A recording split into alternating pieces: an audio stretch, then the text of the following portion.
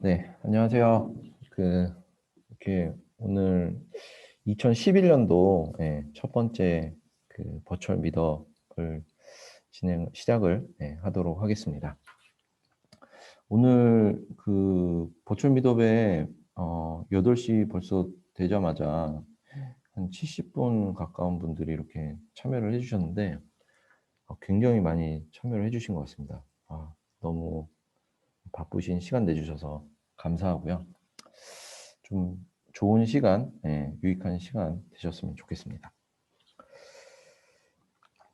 오늘 일정은 제가 요 간략한 소개하는 시간 잠깐 갖고요. 요 다음 세션으로는 현재 그 아파치 카프카랑 컴플런트 플랫폼 앞으로의 그런 새로운 추가되는 기능이라든지 이런 로드맵 이런 것들 좀 소개하고, 그리고 이제 오라클 CDC 소스 커넥터가 이제 새로 릴리즈가 됐어요. 그래서 아무래도 이 오라클 쪽 사용하시는 분들도 많을 것 같고 해서 요 부분들을 좀 소개하는 게 좀 좋을 것 같아서 이 컴플런트 한국 지사의 김현수 상무님이 요 관련된 내용을 좀 발표를 해주실 겁니다.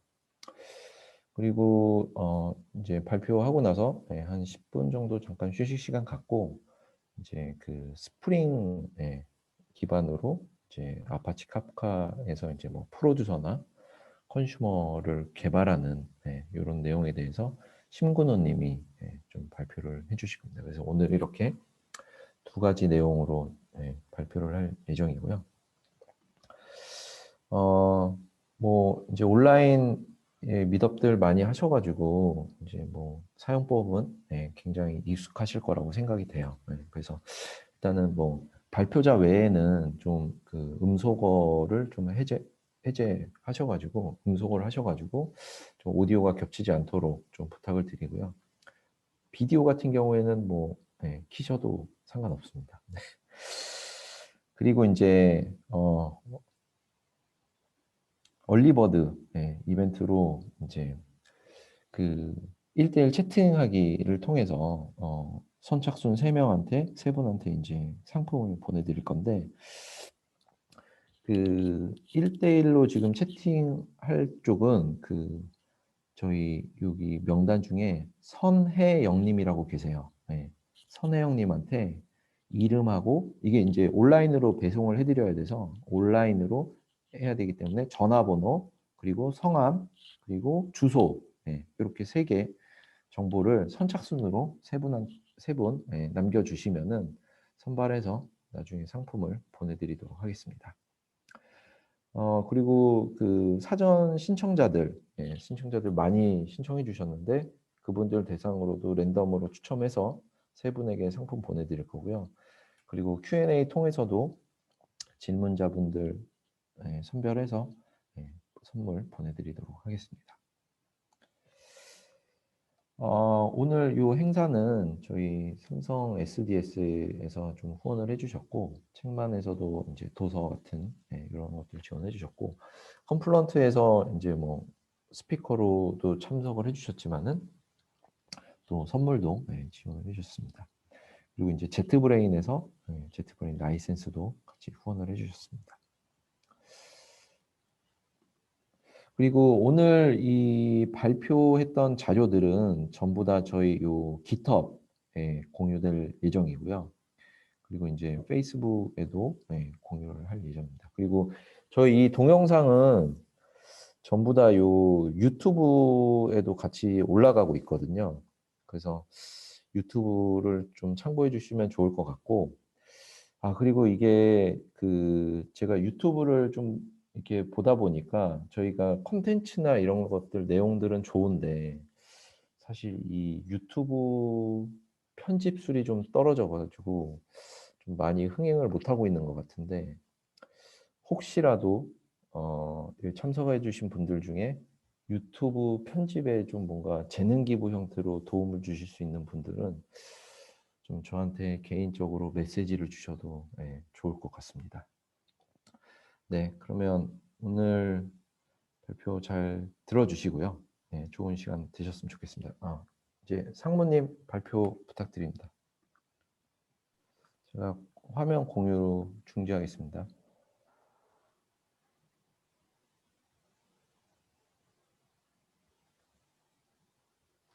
네, 화면 잘 보이시나요? 네, 잘 보입니다.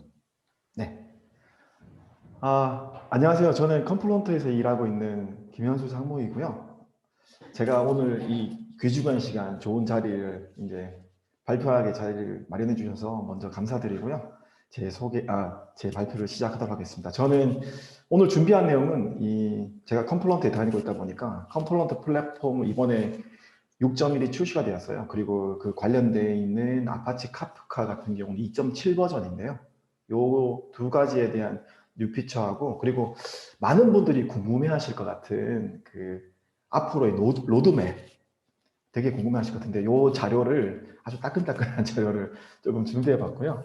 그리고 로드맵하고 뉴 피처 사이에 그 뉴 피처랑 약간 관련된 내용인데 약간 기술적인 내용들이 조금 들어있습니다. 그 부분을 최대한 좀 쉽게 최대한 이해를 돕기 위해서 조금 설명을 드리고자 합니다. 그리고 두 번째 준비한 거는 오라클 CDC 소스 커넥터라고 하는 것이 이번에 출시가 되었는데요.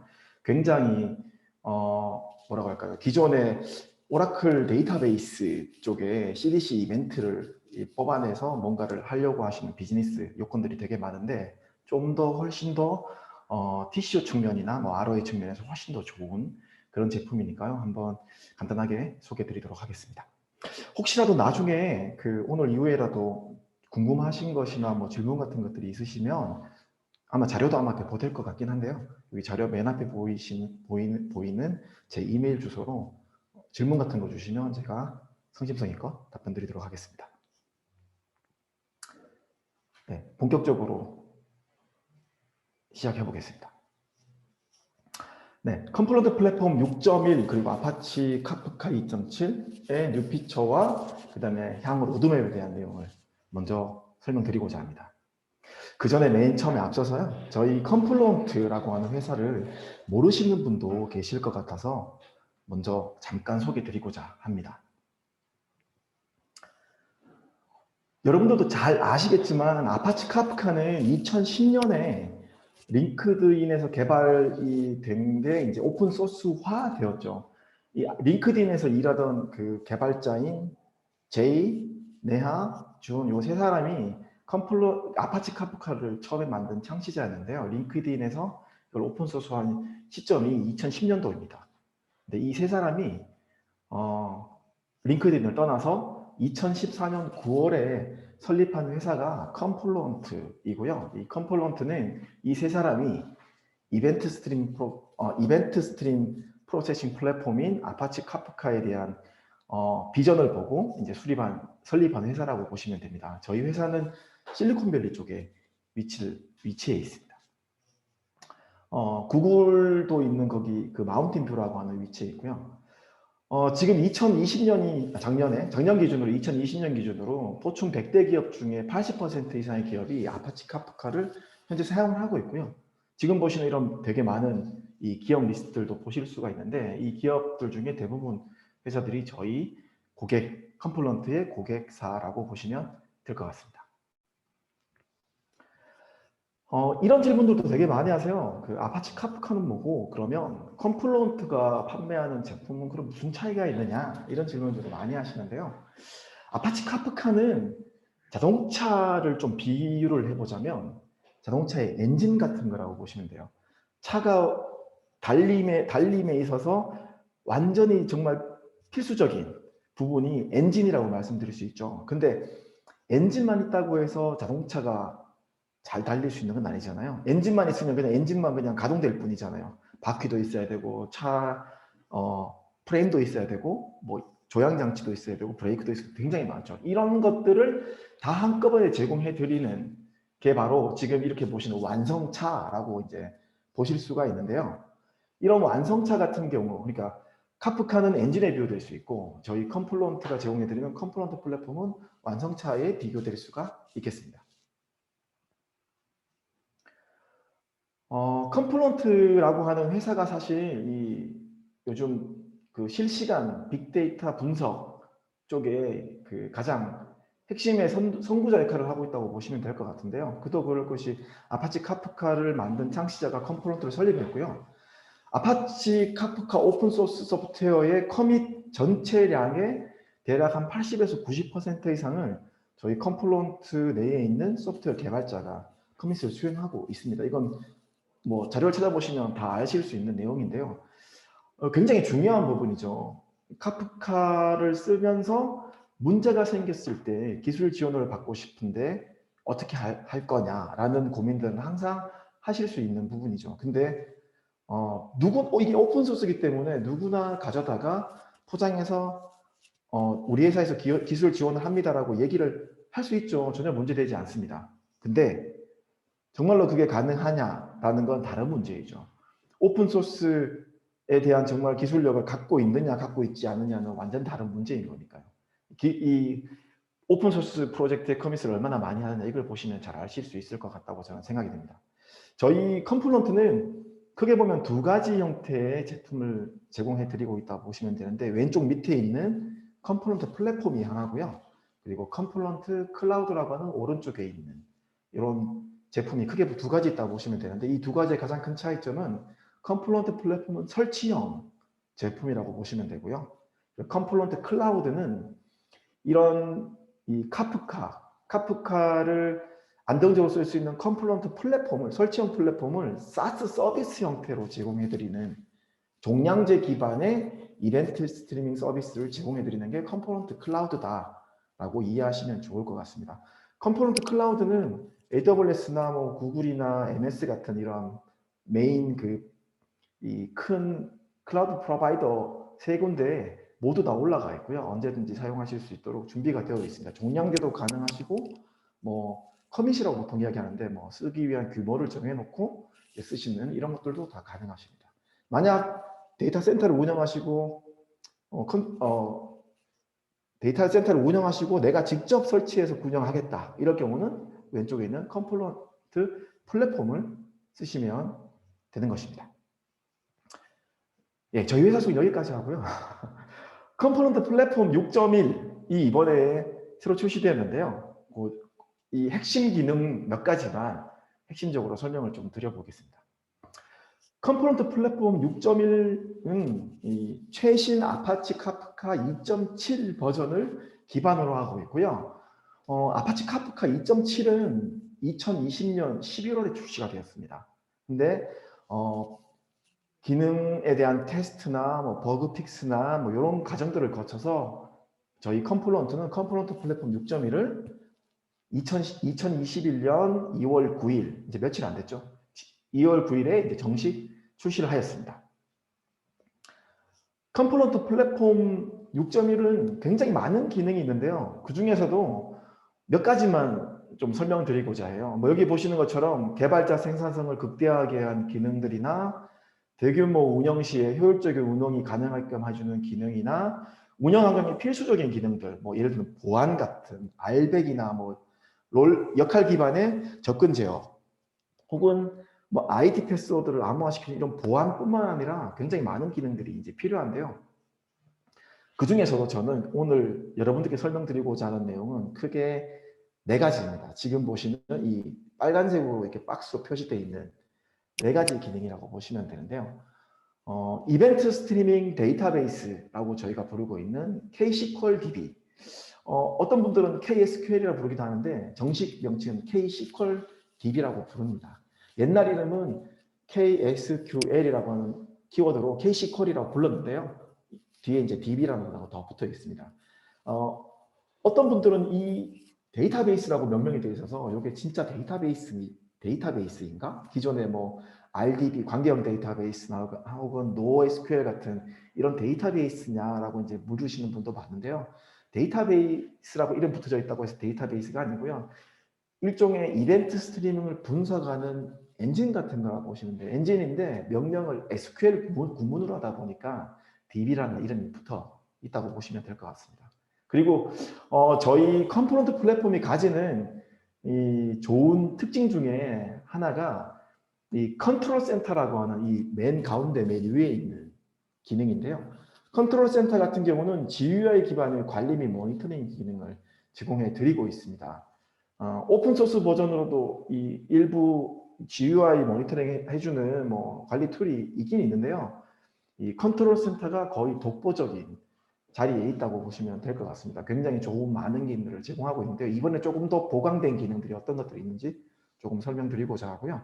그리고 동적인 성능이나 유연성 이런 것들을 어떤 식으로 강화했는지 조금 설명을 드리고자 합니다. 뭐 셀프 밸런싱, 클러스터링 기능에 대한 강화 같은 기능들이 조금 강화되었고요. 그리고 글로벌 탄력성이라고 해서 이 멀티 리전을 마치 하나의 클러스터로 이렇게 만들어주는 멀티 리전 클러스터링 기능이 있는데요. 멀티 리전 클러스터링 기능 중에 조금 더 특징적으로 약간 더 추가되어 있는 보강되어 있는 기능들 위주로 조금 설명을 드리고자 합니다.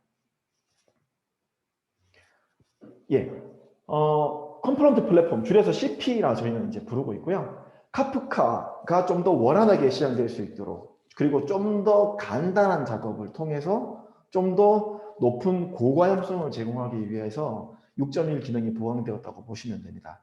자동화 혹은 지속적 배포를 사용해서 다운타임을 감소할 수 있는 기능들 예를 든다면 멀티리전 클러스터 약자인 MRC 이고요. 오토메이션 옵저버 프로모션이라고 하는 기능이 추가되었습니다. 요거는 좀 더 자세히 뒤에 계속 더 설명을 드릴 거고요. 그리고 캐시콜 DB 아까 제가 말씀드린 요 데이터베이스라고 부르는 요것도 쿼리 사용 방법 이런 것들이 조금 더 업그레이드 되었어요. 그래서 그런 내용들 조금 설명을 드리고자 합니다.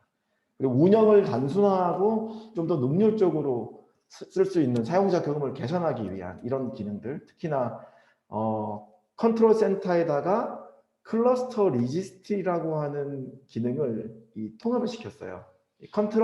클러스터 리지스트리가 뭐 하는 건지도 뒤에서 잠깐 조금 더 설명을 드리도록 하겠습니다. 그리고 중앙 집중식 관리를 통해서 이 전체 모니터링에 대한 가시성이나 제어 기능을 향상시키기 위한 기능 중에 하나로서 셀프 밸런싱 클러스터에 대한 상태를 조회하기 위한 API 그리고 그거를 위한 스테이터스를 보기 위한 UI 같은 것들이 추가가 되었는데요. 이런 것들을 좀 더 살펴보고자 합니다. 지금 보시는 이 그림은 아마 처음 보시는 분도 아마 계실 것 같아요. 멀티리전 클러스터라고 하는 기능이 추가가 되었었는데요. 이미 이전 버전부터 추가가 되어 있었는데 이 멀티리전은 뭐냐면 지금 보시는 그림처럼 데이터 센터 A, 데이터 센터 B가 떨어져 있지만 마치 하나인 것처럼 해서 하나의 클러스터로 만들어주는 말 그대로 정말 멀티리전에 있는 카프카 클러스터를 하나의 클러스터로 만들어주는 기능이라고 보시면 되는데 요 기능을 조금 더 강화했다라고 보시면 돼요. 어떤 개념을 추가했냐고 하면요. 옵저버라고 하는 기능을 추가를 했어요. 그래서 지금 보시는 것처럼 데이터 센터 A와 데이터 센터 B에 R이라고 표시되어 있는 거 위에 이제 적혀 있는데요. 레플리카라고 보시면 되고 O는 옵저버입니다. 그래서 레플리카가 원래 정상적으로 동작되는 레플리카가 있는 상황에서 이제 인싱크 리플리카라고 하죠. 복제를 따라잡고 있는 이런 리플리카가 있는 상황이 정상 상태인데 하나의 데이터 센터가 죽으면 전체가 다 내려가면 이쪽밖에 쓸 수가 없는 상황이 벌어지잖아요. 그때 이 옵저버로 있던 이 브로커 노드 중에 하나가 이제 ISR로 따라붙을 수 있게 되는 이런 기능이라고 보시면 되는 겁니다. 물론 브로커 안에 이제 각 토픽의 파티션들이 뭐 레플리카니 뭐 옵저버니 이렇게 이제 구성이 되어 있다고 보시면 되고요. 이 구경꾼인 이 옵저버가 옛날에는 이 이전 버전에는 수작업을 통해서 인싱크 리플리카로 붙여주는 명령어를 이제 수행을 했어야 되는데 지금 6.1 버전에서는 이거를 자동으로 인싱크 리플리카로 만들어주는 기능이 들어가 있습니다. 그러다 보니까 운영자가 이 데이터 센터가 장애났을 때라도 수작업으로 해서 뭔가 엄청난 뭔가를 하는 게 아니라 그냥 가만히 놔두면 알아서 인싱크 리플리카가 자동으로 옵저버가 구경하고 있던 구경꾼이 자동으로 복제 개체로 딱 바뀐다는 거죠. 그래서 정상적인 동작을 복제를 계속 해줄 수 있게 되는 그런 상황이 벌어진다고 보시면 됩니다. 지금 보시는 이 개념은 혹시 뒤에 제가 설명드릴 또 다른 내용하고 조금 헷갈리실 것 같아서 제가 저기 제목에다 붙여놨는데요. 토픽에 대한 파티션에 대한 리더, 팔로워, 옵저버를 이야기를 합니다. 뒤에 제가 따로 설명드릴 또 다른 내용이 있는데 거기는 메타데이터에 대한 복제 개념을 설명드리는 부분이 나올 거예요. 그 부분하고는 다른 내용이라고 보시면 돼요. 지금은 이 토픽 파티션, 정말 이 카프카로 들어오는 메시지가 복제되는 이 개념을 이제 설명하는 거라고 보시면 되고요. 여러분들이 잘 아시는 카프카 토픽스라는 명령어를 가지고 명령을 딱 수행하시면 6.1 버전 저희 제품 같은 경우는 이런 것들이 들어가 있습니다. 그래서 지금 보시는 제가 마우스로 잠깐 표시드리자면 자면 파티션 0번, 1번, 2번이 있고요. 거기에 리더는 1번, 2번, 3번 이렇게 이제 레플리카가 붙어 있는데 실제 레플리카를 5개를 붙여 놓고요. 인싱크 리플리카는 3개로 해놓고 옵저버를 2개로 이렇게 놓으면 실제로 조회될 때 옵저버가 4번, 5번에 이렇게 있는 걸로 표시되면서 이 양쪽 멀티 리전에 있는 그 데이터 센터에서 옵저버 역할을 하게 되는 겁니다. 그 상태에서 한쪽이 죽으면 아까 그림처럼 이 옵저버들이 자동으로 인싱크 리플리카로 갖다 붙게 되는 개념이고요. 옵저버라고 하긴 하지만 실제로 복제는 다 하게 되어 있습니다. 그래서 언제라도 필요시에 바로 인싱크 리플리카로 변경될 수 있는 그런 준비를 하고 있게 되는 겁니다. 사실 이 멀티리전 클러스터의 오토매틱 이 옵저버 프로모션 기능을 쓰면 운영자가 수작업을 최소화하고 자체 관리되는 멀티 데이터 센터 위에 올라가 있는 카프카, 여러 카프카 군을 그냥 마치 하나로 만들어지는 클러스터를 사용을 해서 좀 더 높은 가용성을 제공해 드릴 수 있다라는 게 큰 장점 중에 하나가 될 것 같고요. 그리고 좀 더 쉬운 구성으로, 기존보다 좀 더 쉬운 구성으로 내가 원하는 SL을 달성하면서 운영 부담을 줄일 수 있는 그런 장점이 있다라고 보시면 될 것 같습니다. 예, 두 번째 설명하고자 하는 내용은 이 KSQL DB 쪽에 이제 추가되어 있는 업그레이드된 내용입니다. 지금 보시는 이 내용은 뭐냐 하면 KSQL DB라고 하는 이 데이터베이스 엔진은 토픽으로 들어온 데이터를 실시간으로 뽑아내서 스트리밍 분석을 하기 위한 엔진이라고 제가 아까 말씀드렸잖아요. 근데 그 분석을 하기 위해서는 이 토픽을 스트림 혹은 테이블로 매핑을 시켜놔야 돼요. 근데 매핑 시켜놓을 때 지금 그림에서 보시는 것처럼 왼쪽의 그림처럼 처음에는 커스터머하고 오더 아이디만 가지고 스트림을 탁 만들어 놓으셨다가 나중에 지금 보시는 오른쪽의 그림, 오른쪽 편에 있는 테이블처럼 페이먼트를 추가하고 싶은 이런 상황이 벌어지면 기존에는 스트림을 드랍하고 다시 이렇게 만드셔야 되는 이런 상황이 벌어졌었는데요. 6.1부터는 이 인플레이스 KSQL DB 쿼리 업그레이드라는 기능을 통해서 그냥 바로 알터 명령어를 통해서 바로 이 스트림을 바로 업그레이드를 하실 수가 있죠. 그러면은 기존의 애플리케이션이 이 스트림을 쓰고 있을 때 단절시키지 않고 가용성을 계속 제공하면서 그대로 바로 이 테이블 구조나 스트림 구조를 바로 바꾸실 수 있는 이런 기능을 쓰실 수 있는 게 큰 장점이 되는 거죠. 실제로 운영 중에 하다 보면 이 스트리밍 애플리케이션에 대한 뭐 변경뿐만 아니라 스키마도 자꾸 변경하시잖아요. 그래서 스키마 리지스트리 같은 것도 있는 거고요. 이 쿼리 스트림이나 테이블도 마찬가지예요. 쓰다 보면은 내가 컬럼이 더 들어올 수도 있고 스키마가 변경되면서 데이터가 더 들어오는 거를 내가 실시간으로 스트림이나 테이블에 컬럼으로 더 넣고 싶은 경우도 생기죠, 당연히. 이런 것들을 드랍하거나 중단 없이 바로바로 런타임 시에 바로바로 내가 업데이트를 할 수 있다는 건 굉장히 좋은 장점이라고 할 수 있습니다. 이런 것들을 알터라고 하는 그 SQL 구문으로 바로바로 그냥 칼럼을 추가한다든지 이런 것들을 변경 같은 것들을 할 수가 있어지는 거고요.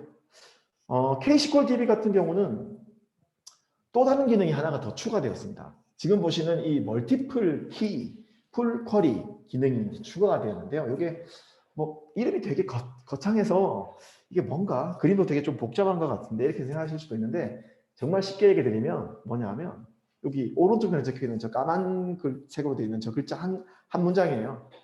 싱글 키를 가지고 기존에는 풀 쿼리를 조회할 수밖에 없었어요. 예를 든다면 지금 select astica from 테이블명 그다음에 where 한 다음에 키가 거기에 원래 옛날 버전에는 키 equal 어떤 값 하나 요것만 됐었거든요.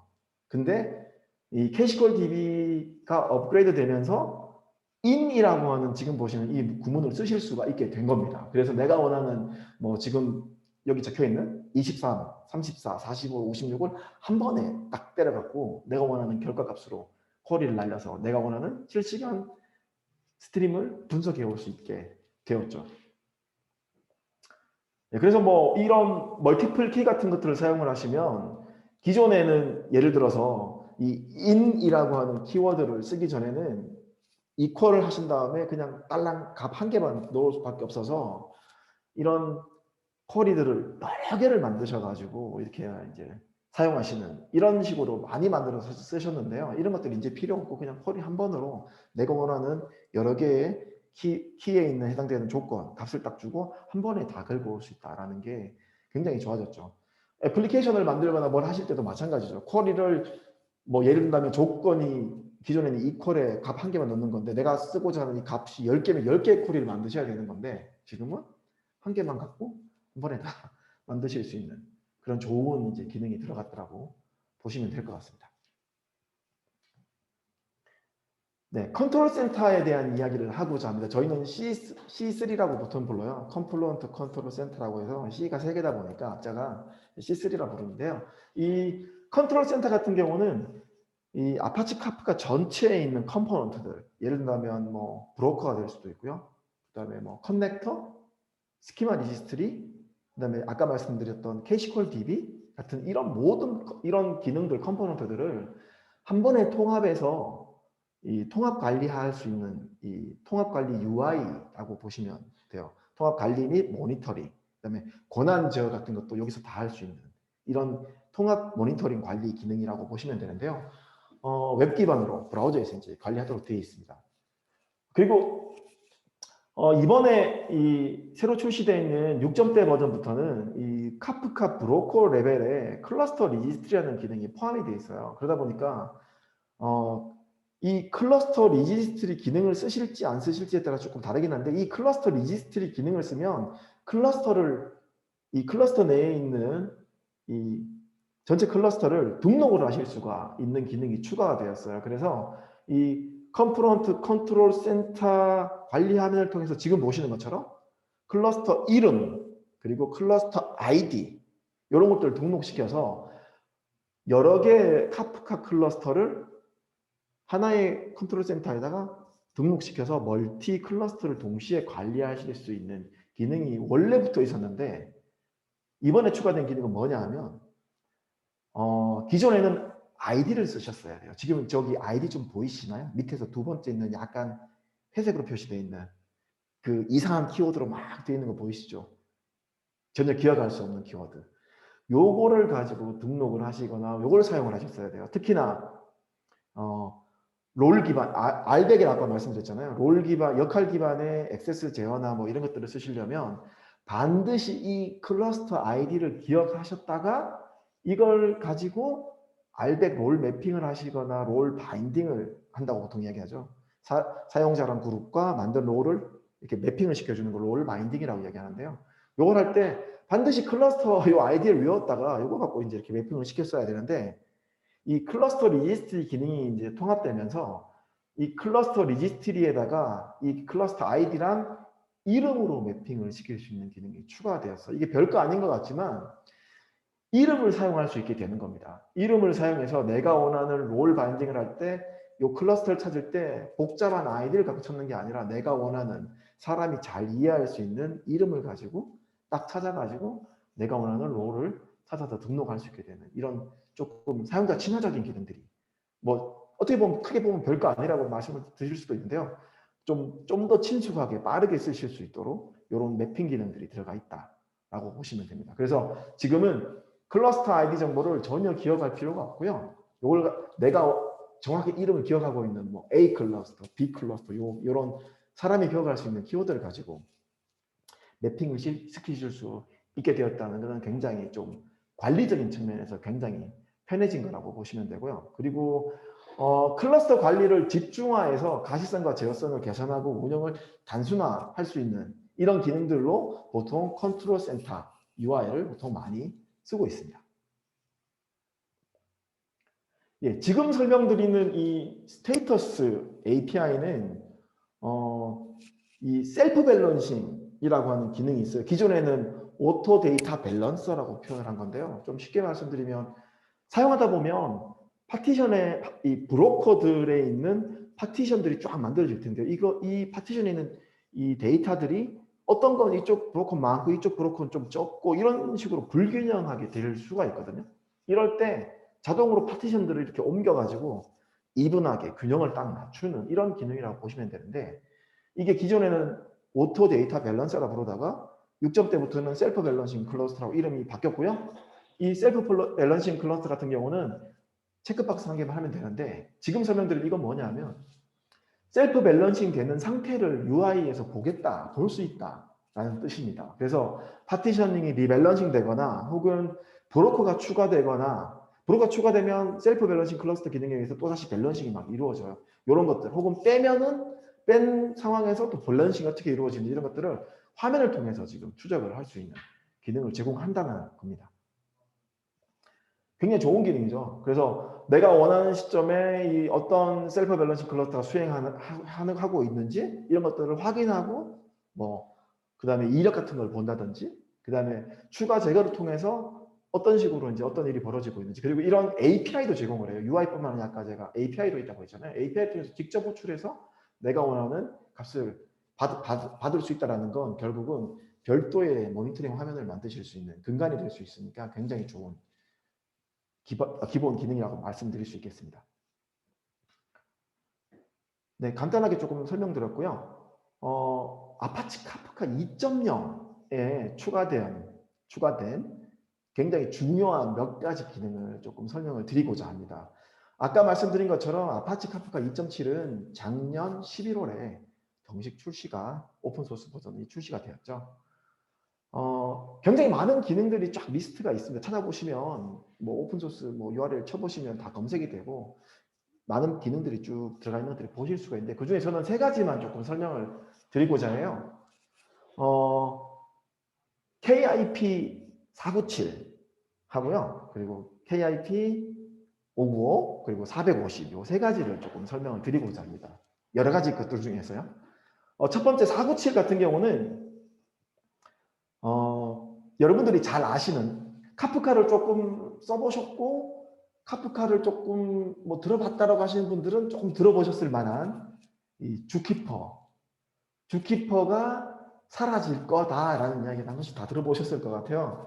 사실 이 주키퍼를 제거할 거야라고 하는 그 관련된 KIP 번호는 500번이세요. 500번씩 보이시죠? 여기 중간에 지금 보면 500이라고 되어 있는데, 이 500번 이 KIP 요거를 하려면 이 497 그리고 뒤에 설명드리는 595 이런 것들이 수반이 되어야만 정상적으로 그 주키퍼를 제거하는 그런 기능들을 이제 완료할 수 있게 되는데요. 그거의 일환으로 만들어져 있는 497, 595 이런 번호들에 있는 이런 기능 이낸스먼트 프로포절들이 반영이 되어서 2.7 버전에 녹여 있습니다. 497 같은 경우는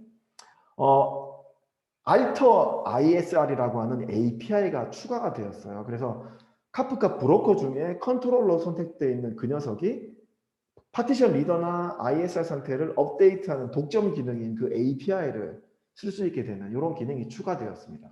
이게 만들어져야만 나중에 주키퍼를 날렸을 때 이 API를 사용해서 이제 그 작업을 할 수 있는 근간이 되기 때문에 굉장히 중요하고요.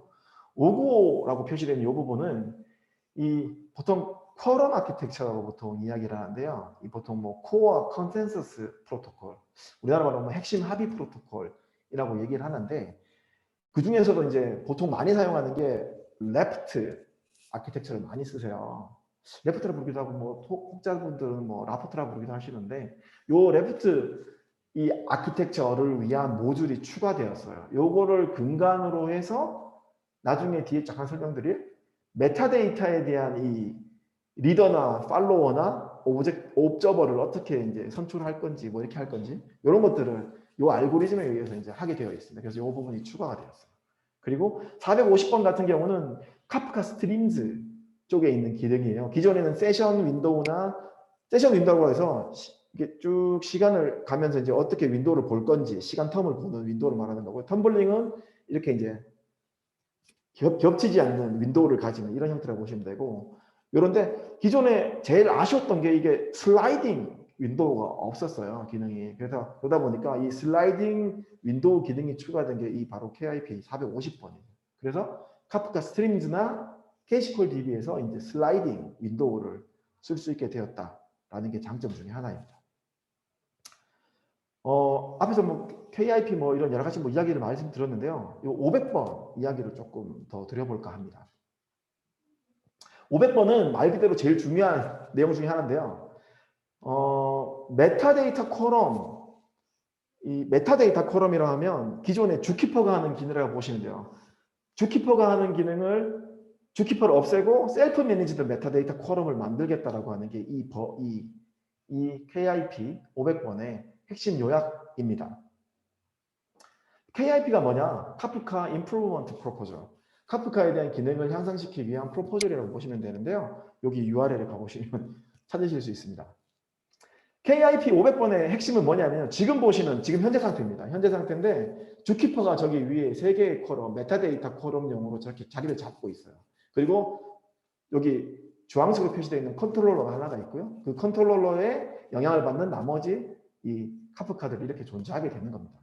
근데 사실 이런 그림을 그렸지만 제일 문제는 뭐냐면 주키퍼에다가 컨트롤러의 개입 없이 직접 내가 주키퍼의 뭔가 상태를 업데이트를 칠 수 있다는 겁니다. 그러면 주키퍼의 상태와 밑에 있는 컨트롤러의 상태가 매칭이 되지 않는 상태, 이런 것들이 벌어질 수 있는 위험성, 물론 그런 것들이 뭐 잘 일어나겠냐 이렇게 이야기하실 수도 있는데 항상 이 구멍이 있다는 건 되게 위험한 거죠. 그래서 이거를 없애는 작업을 하고 있는데요. 그냥 카프카를 드러내는 형태로 이 프로포절이 제한되어 있어요. 참고로 이 KIP 카프카 임프루먼트 프로포절은 누구나 제안하실 수 있어요. 근데 제안하실 때 제약이 하나 있습니다. 거기 문구가 이렇게 적혀 있습니다. 찾아보시면 아시겠지만 직접 구현하실 의사가 있으신 분이 이 프로포절 하세요라고 이렇게 돼 있어요. 그러니까 하시고 싶으시면 한번 컨트리뷰션 한번 해보시면 굉장히 좋은 경험을 해보실 수 있는 그런 기회가 되지 않을까라고 생각되고요. 다시 돌아와서요. KIP 500번 같은 경우는 이렇게 지금 카프카 주키퍼를 날리고 주키퍼를 하는 기능을 하는 카프카 브로커 세대를 두고 저기 위에다가 컨트롤러 기능을 올리겠다라고 하는 게 메인 핵심 로직입니다. 사실 이렇게 구성을 하면 저기 위에 있는 카프카 그 메타데이터 컬럼 같은 경우는 밑에 제가 문구에도 써놨지만 밑에 실제 데이터가 저장되는 카프카 브로커 노드와 같은 장비에 올라가서 구성을 해도 된다고 이 KIP 프로포절에 적혀 있습니다.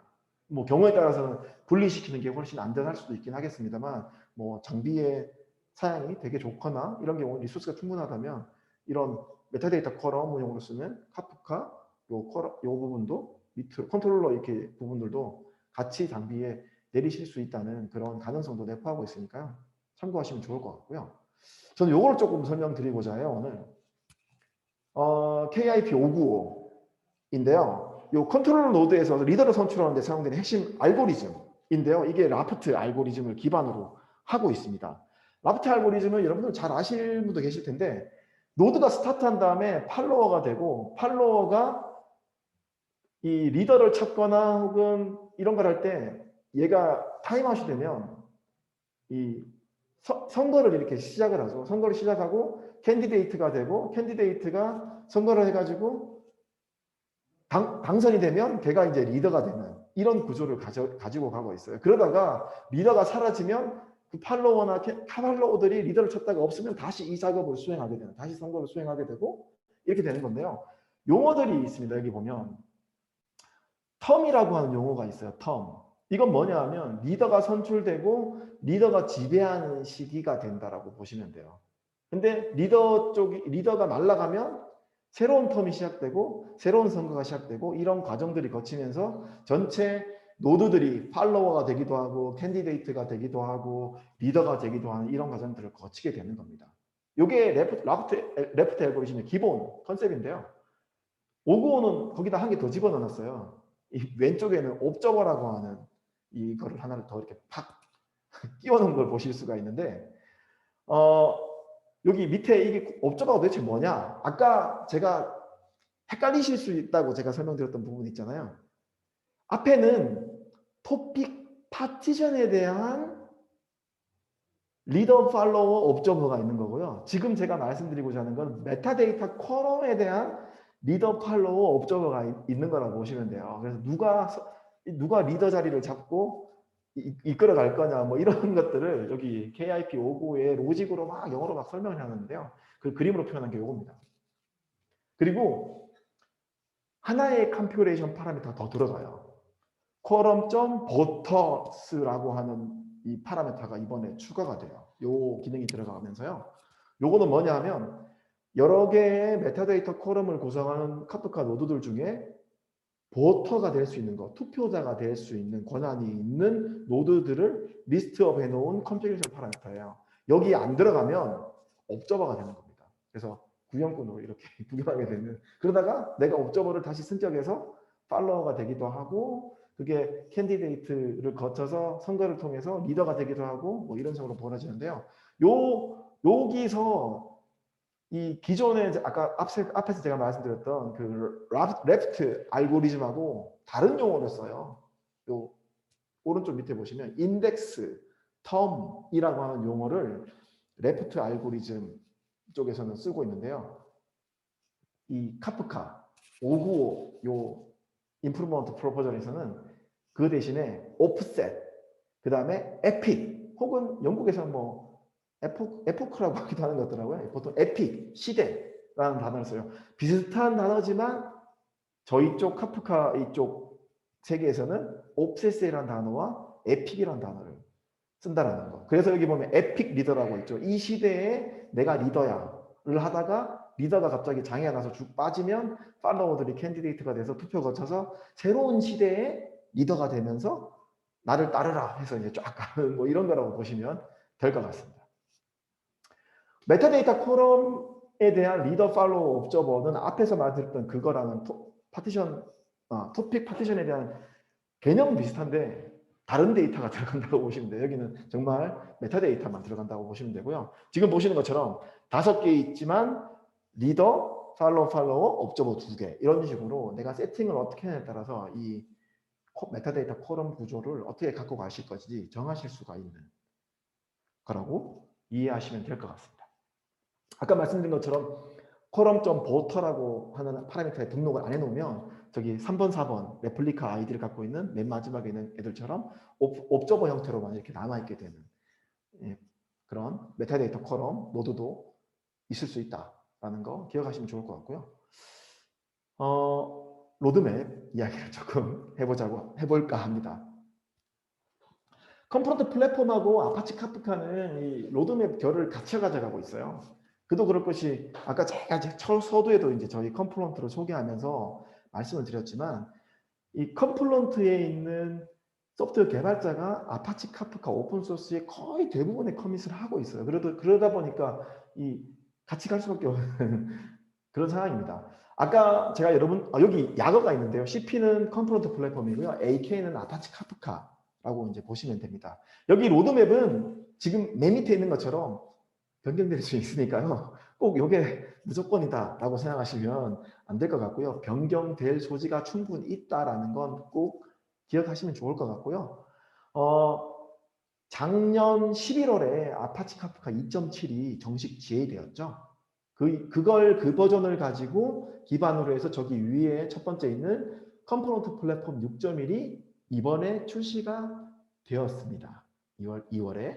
그리고 아파치 카프카 2.8 같은 경우는 3월 달에 출시될 예정이에요. 오픈소스 버전인 아파치 카프카 2.8은 3월 혹은 좀 밀리면 4월 정도 되지 않을까? 저는 그렇게 예상을 하고 있는데요. 여기에 아까 말씀드렸던 이 주키퍼를 이렇게 확 빼버리는. 근데 점진적으로 사실 빼요. 지금 여기 설명드린 것처럼 카프카를 쓸 수도 있고 안 쓸 수도 있는 버전을 동시에 가져가다가 나중에 이 테스트 하시고 하다가 나중에 나중 버전에서 완전히 제거하는 이런 형태로 갈 예정입니다. 그래서 들어가 있어요. 둘 다.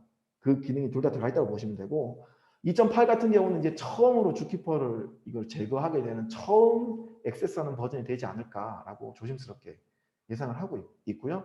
그 2.8을 기반으로 저희 컴포넌트 플랫폼 6.2 버전을 이제 여름쯤에 출시할 예정입니다. 그리고 3.0 아파치 카프카 3.0이 7월이나 한 8월쯤 여름 요쯤에 아마 정식 출시될 것 같고요. 그게 아까 말씀드렸던 KIP 500번 이 정식으로 들어간 GA 버전으로 될 걸로 예상을 하고 있습니다. 그리고 이걸 기반으로 컴플런트 플랫폼은 버전업을 해서 7.0을 가을쯤에 출시할 예정입니다. 그리고 아파치 카프카 3.1 같은 경우는 이번 연도 한 11월쯤 출시할 예정이니까요. 이거는 참고하시면 좋을 것 같습니다. 예, 큰 하나의 카테고리가 끝났고요. 두 번째 주제인 오라클 CDC 소스 커넥터에 대해서 설명을 드리고자 합니다. 이번 2월 달은 신제품들이 너무 많이 출시가 돼가지고요. 정신도 없고 굉장히 바쁜 나날을 보내고 있습니다. 저는 참고로. 컴플런트 저희 회사에서 이번에 오라클 CDC 소스 커넥터를 정식으로 출시했는데요. 2월 16일 날 정식 출시를 하였습니다. GA의 약자는 General Available, 정식 출시의 약자입니다. 저희는 이번에 첫 버전인 프리미엄 커넥터를 출시를 했어요. 데이터 시스템이나 애플리케이션 데이터를 카프카나 컴플런트 플랫폼에 빠르고 안정적으로 딱 이렇게 집어넣는 그런 용도를 쓰는, 혹은 거기서 빼서 해당 시스템에 넣는 용도, 그걸 소스 커넥터, 싱크 커넥터라 이야기하죠. 이 두 가지 용도로 쓰기 위한 것들 중에 처음으로 이제 이 프리미엄 커넥터라고 하는 제품을 출시를 했는데요. 굉장히 좀 고비용의 이제 데이터 벤더들 혹은 그 CDC 이벤트를 뽑아내는 전문 솔루션 공급 업체들은 보통 굉장히 이 비용이 되게 많이 센 편이죠. 사실은 써보신 분들은 여기 뭐 다양한 분들이 와 계실 것 같은데, 써보신 분들은 굉장히 비쌌다, 뭐 비싸다 이런 걸 잘 알고 계실 것 같아요. 이럴 경우, 그리고 이렇게 내가 원하는 오라클 데이터베이스나 해당 시스템들을 할 때 어떻게 이제 좀 쉽게 할 수 있느냐, 이런 것들을 이제 항상 고민하시는데, 특히나 그 중에서도 이번에 오라클 CDC 커넥터가 출시가 되었습니다. 실제로 기업 내에서 보면 실시간이라고 하는 분석 요건, 실시간 데이터, 실시간 스트리밍 데이터를 분석하는 요건에 해당하는 유즈 케이스를 가능하게 하려면 데이터를 어디에 있을지 모르겠지만, 지금 여기 예로서 하나로 그냥 데이터베이스를 예를 들어놓은 것 뿐이고요. 이걸 카프카에 집어넣고 카프카에서 실시간 분석을 해내야 되는 건데요. 그 중에서 제일 이 기존 고객분들이 제일 많이 고민하시는 게 이 오라클 데이터베이스입니다. 오라클 데이터베이스에 있는 데이터의 변경이나 이런 것들이 발생됐을 때 빠르게 카프카에 집어넣고 거기서 바로 뭔가를 분석해내 가지고 어떤 가치 있는 데이터를 뽑아내기 위한 이제 이런 것들을 많이 요구하시는데요. 기존에는 이 오라클 데이터베이스 용으로 보통 오라클사에서 판매하는 그런 제품들을 많이 쓰셨죠. 근데 가격이 되게 높습니다. 이렇게 오라클 데이터베이스를 많이 쓰시기 때문에 여기 있는 데이터를 뽑아내서 카프카로 집어넣고 그걸 리얼타임 이벤트 프로세싱을 해야만 내가 원하는 좀 더 나은 고객 경험을 제공한다든지, 내가 원하는 아주 좋은 데이터들을 뽑아내서 실시간에 비즈니스에 바로바로 써먹을 수 있는 이런 상황들이 벌어지죠. 근데 지금 보시는 이 오라클뿐만 아니라 다른 모든 이 대상 시스템들을 연결하기 위해서는 크게 보통 두 가지 방법을 주로 사용하시죠. 지금 여기 보시는 것처럼 하나는 직접 개발하시는 방법이 있고요. 하나는 이런 해당 시스템에서 연결해 가지고 내가 원하는 데이터를 뽑아오기 위한 어떤 커넥터 같은 것들을 이렇게 보통 쓰시는 이 두 가지 중에 하나를 하실 수밖에 없는데, 카프카를 쓰신다면 전자는 개발하는데 시간이 들게 되죠. 요즘은 시간이 곧 돈이잖아요. 그래서 이제 저렇게 막힌 걸 제가 해뒀고요. 서드파티 벤더 쪽에서 제공해주는 커넥터를 쓰시면 시간은 줄일 수 있는데 돈이 들죠.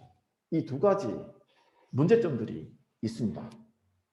그래서 이번에 이제 저희 컴플런트는 이 오라클 CDC 소스 커넥터라고 하는 프리미엄 커넥터를 출시를 했고요. 굉장히 비용 효율적으로, 안정적으로 오라클 데이터베이스에서 CDC 이벤트를 캡처해낼 수 있는 커넥터 역할을 하는 이 프리미엄 커넥터를 출시를 했습니다. 그래서 데이터베이스에서 변경되는 데이터, 테이블에 있는 데이터, 예를 들면 인서트, 딜리트, 업데이트 같은 거를 예를 들 수 있겠죠. 이런 변경 데이터들, 이벤트들이 발생하면 거기서 데이터를 바로바로 뽑아내서 카프카 안으로 집어넣고 그거를 바로 쓸 수 있는 그런 기반으로 제공해 드리고 있습니다. 굉장히 고가의 기존에 혹시 굉장히 고가의 라이선스 비용을 지불하고 계신다면 그 비용을 TCO, 보통 소요 비용이라고 하죠. 그 비용을 많이 낮추실 수 있는 그런 근간으로 쓰실 수 있는 이 커넥터라고 보시면 될 것 같고요. 그리고 오라클 쓰시는데 기존에 혹시 뭐 TCO나 이런 것 때문에 고민하고 계신 분이 계신다면 과감하게 이 CDC 기능을 쓰실 수 있는 이 근간으로 쓰실 수 있는 기반이 마련되었다라고 말씀드릴 수가 있고요. 그리고 아까 개발 이야기 했잖아요. 개발하실 수도 있습니다. 충분히. 근데 사실 이런 커넥터들을 개발하거나 설계하고 개발하고 테스트하고 유지 보수하고 이런 걸 하시다 보면 배보다 배꼽이 더 커지는 물론 그것들을 할 수 있는 그 인력이 확보되어 있으시다면 크게 문제되지 않습니다만 보통 이런 것들을 설계하거나 구축하거나 개발 테스트 하시는데 보통 12개월에서 24개월 이상 보통 걸린다고 해요. 그런 시간이 그 비용이다. 이런 걸 고민해 보신다면 이렇게 잘 만들어져 있는, 잘 설계되어 있고 테스트가 끝나 있고 잘 만들어져 있는 커넥터를 한번 써보시는 것도 굉장히 유용할 거라고 생각을 합니다. 예, 제가 준비한 내용은 여기까지고요. 저는 고승범 매니저님께 바톤을 넘기도록 하겠습니다. 저기 그 채팅창에 아, 네. 질문 있는데, 네. 잠시만요. Q&A 잠깐 좀 하고, 네, 하시면 좋을 것 같아요. 그럴까요? 네네네. 채팅창에 시간이 될까요? 뭐, 예. 쉬는 시간을 짧게 가져가면 되니까요. 네. 네. 네. 어떤 질문을 제가 보는 게 한 개 맞나요? 질문하신 거 한 개 있는 거 맞죠? 제가 다른 채팅창 네네, 맞아요, 맞아요. 는 아니죠? OGG 없이 사용 가능한 커넥터인가요? 라고 질문하셨는데 굉장히 좋은 질문이신데요. 보통 중요하죠. 이거 없이 쓸 수 있느냐 없느냐가 사실 비용의 갈림길에 놓여 있게 되는 상황인 거니까요. 결론을 말씀드리자면 OGG 없이 쓸 수 있는 커넥터입니다. 그래서 TCO를 굉장히 절감하실 수 있는 그런 커넥터다라고 말씀드릴 수 있겠습니다. 네. 질문 없으면 OGG가 뭐냐고요? 오라클 골든 게이트라고 하는 제품입니다. 제가 페이지를 약간만 더 앞으로 가서 보여드리면 오라클 골든 게이트라고 하는 CDC 솔루션입니다.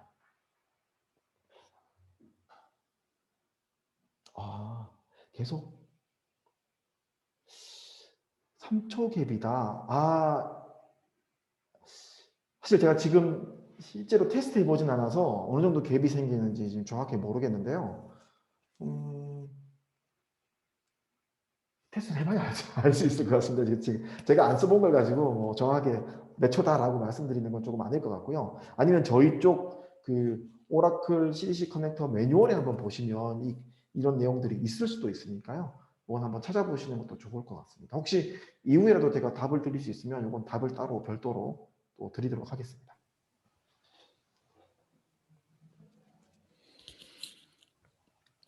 네. 어느 정도 질문 답변 된 것 같고요. 저희 그러면은 좀 쉬는 시간 갖고 9시부터 다음 세션 진행하도록 하겠습니다. 네, 발표해 주신 김현성님 고생하셨습니다. 네, 경청해 주셔서 감사합니다. 네, 수고하셨습니다.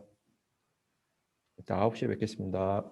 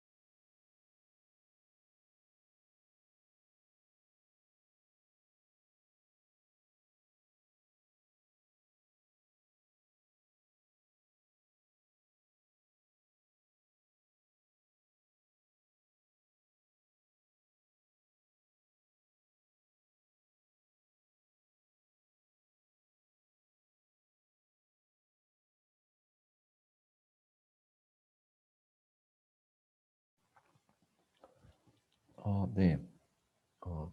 이제 9시가 돼서 두 번째 세션 신근호님이 준비하신 스프링 기반의 아파치 카프카 프로듀서 컨슈머 진행하도록 하겠습니다. 군우님 혹시 준비되셨나요? 네, 준비됐습니다. 들리시나요? 네, 잘 들립니다. 네, 감사합니다. 발표 부탁드리겠습니다. 네.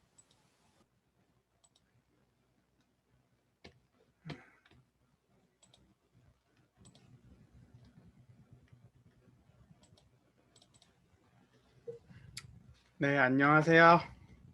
저는 이번에 스프링4 아파치 카프카에 대해서 발표하게 된 삼성 SDS 클라우드 개발팀의 신근우라고 하고요. 이렇게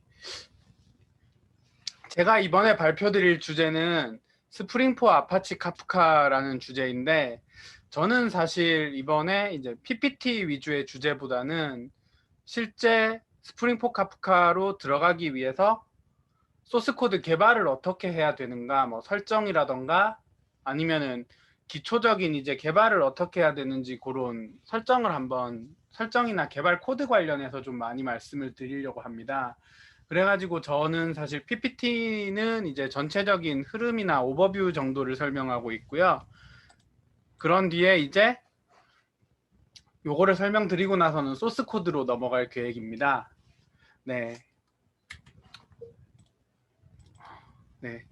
제가 다룰 주제에 대해서 일단 먼저 좀 말씀을 드리자면은 카프카 API와 스프링4 아파치 카프카로 개발할 때에 대해서 약간의 차이 같은 거를 좀 말씀드리고, 스프링4 아파치 카프카로 프로젝트를 설정하기 위해서 어떤 거를 설정해야 되는지, 그리고 이걸로 프로듀서 컨슈머를 구현을 하려면은 또 어떻게 해야 되는지, 이런 거를 스프링이라고 하는 자바 프레임워크에 익숙한 개발자가 어떻게 하는지에 대해서 좀 말씀을 드릴 거고요.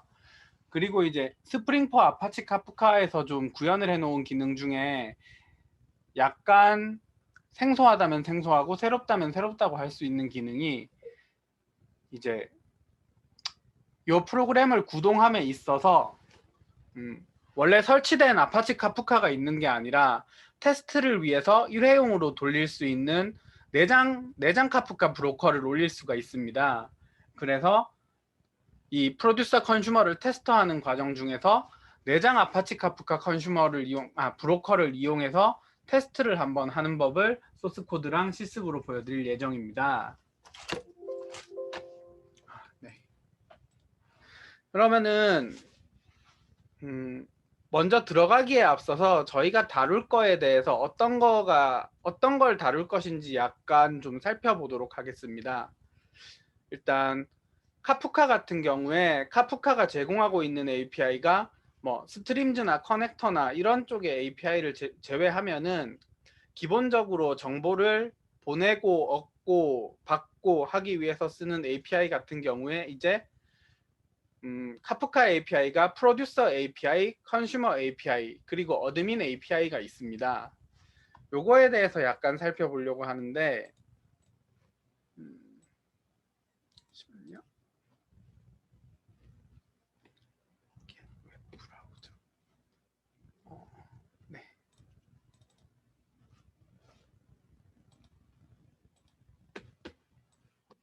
혹시 네, 제가 발표가 처음이라서 약간 좀 이런 거는 좀 양해를 부탁드립니다.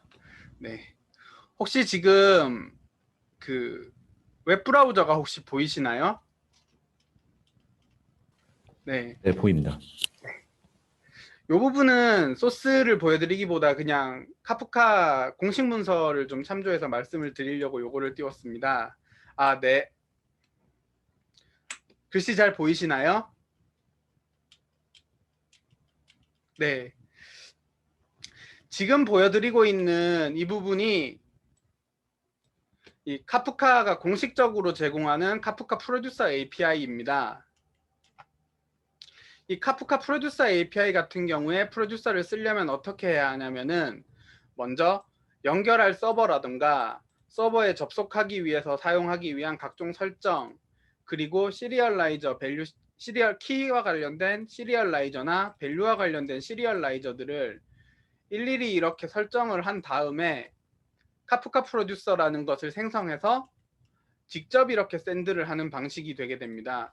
근데 이렇게 되면은 프로듀서는 사실 이렇게 하더라도 크게 문제가 발생하지 않을 수도 있는데 이렇게 해도 대부분의 기능을 좀 활용할 수가 있는데 컨슈머 같은 경우에는 어떤 것이 문제가 되냐면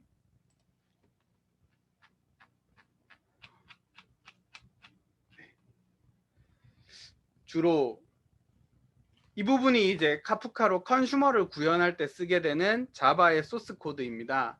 그런데 역시 이 서버 주소라든가 아니면은 이런 컨슈머 그룹의 아이디라든가 각종 컨슈머와 관련된 설정을 직접 해준 뒤에 컨슈머를 직접 이렇게 구현을 하게 되거든요. 그런데 이 발표가 자바 프레임워크인 스프링 개발자를 대상으로 하다 보니 스프링을 가지고 개발하시는 분들 같은 경우에는 기존에 스프링이 제공하는 소스 코드의 형태와 이게 많이 달라지기 때문에 카프카를 이용해서 실제로 컨슈머를 구현하다 보면은 이런 컨슈머 코드가 어디로 들어가야 되는지 되게 고민을 하게 됩니다. 그래서 지금 제가 이번에 말씀드리려고 하는 게 그 스프링 포 아파치 카프카와 관련된 코드인 거고요.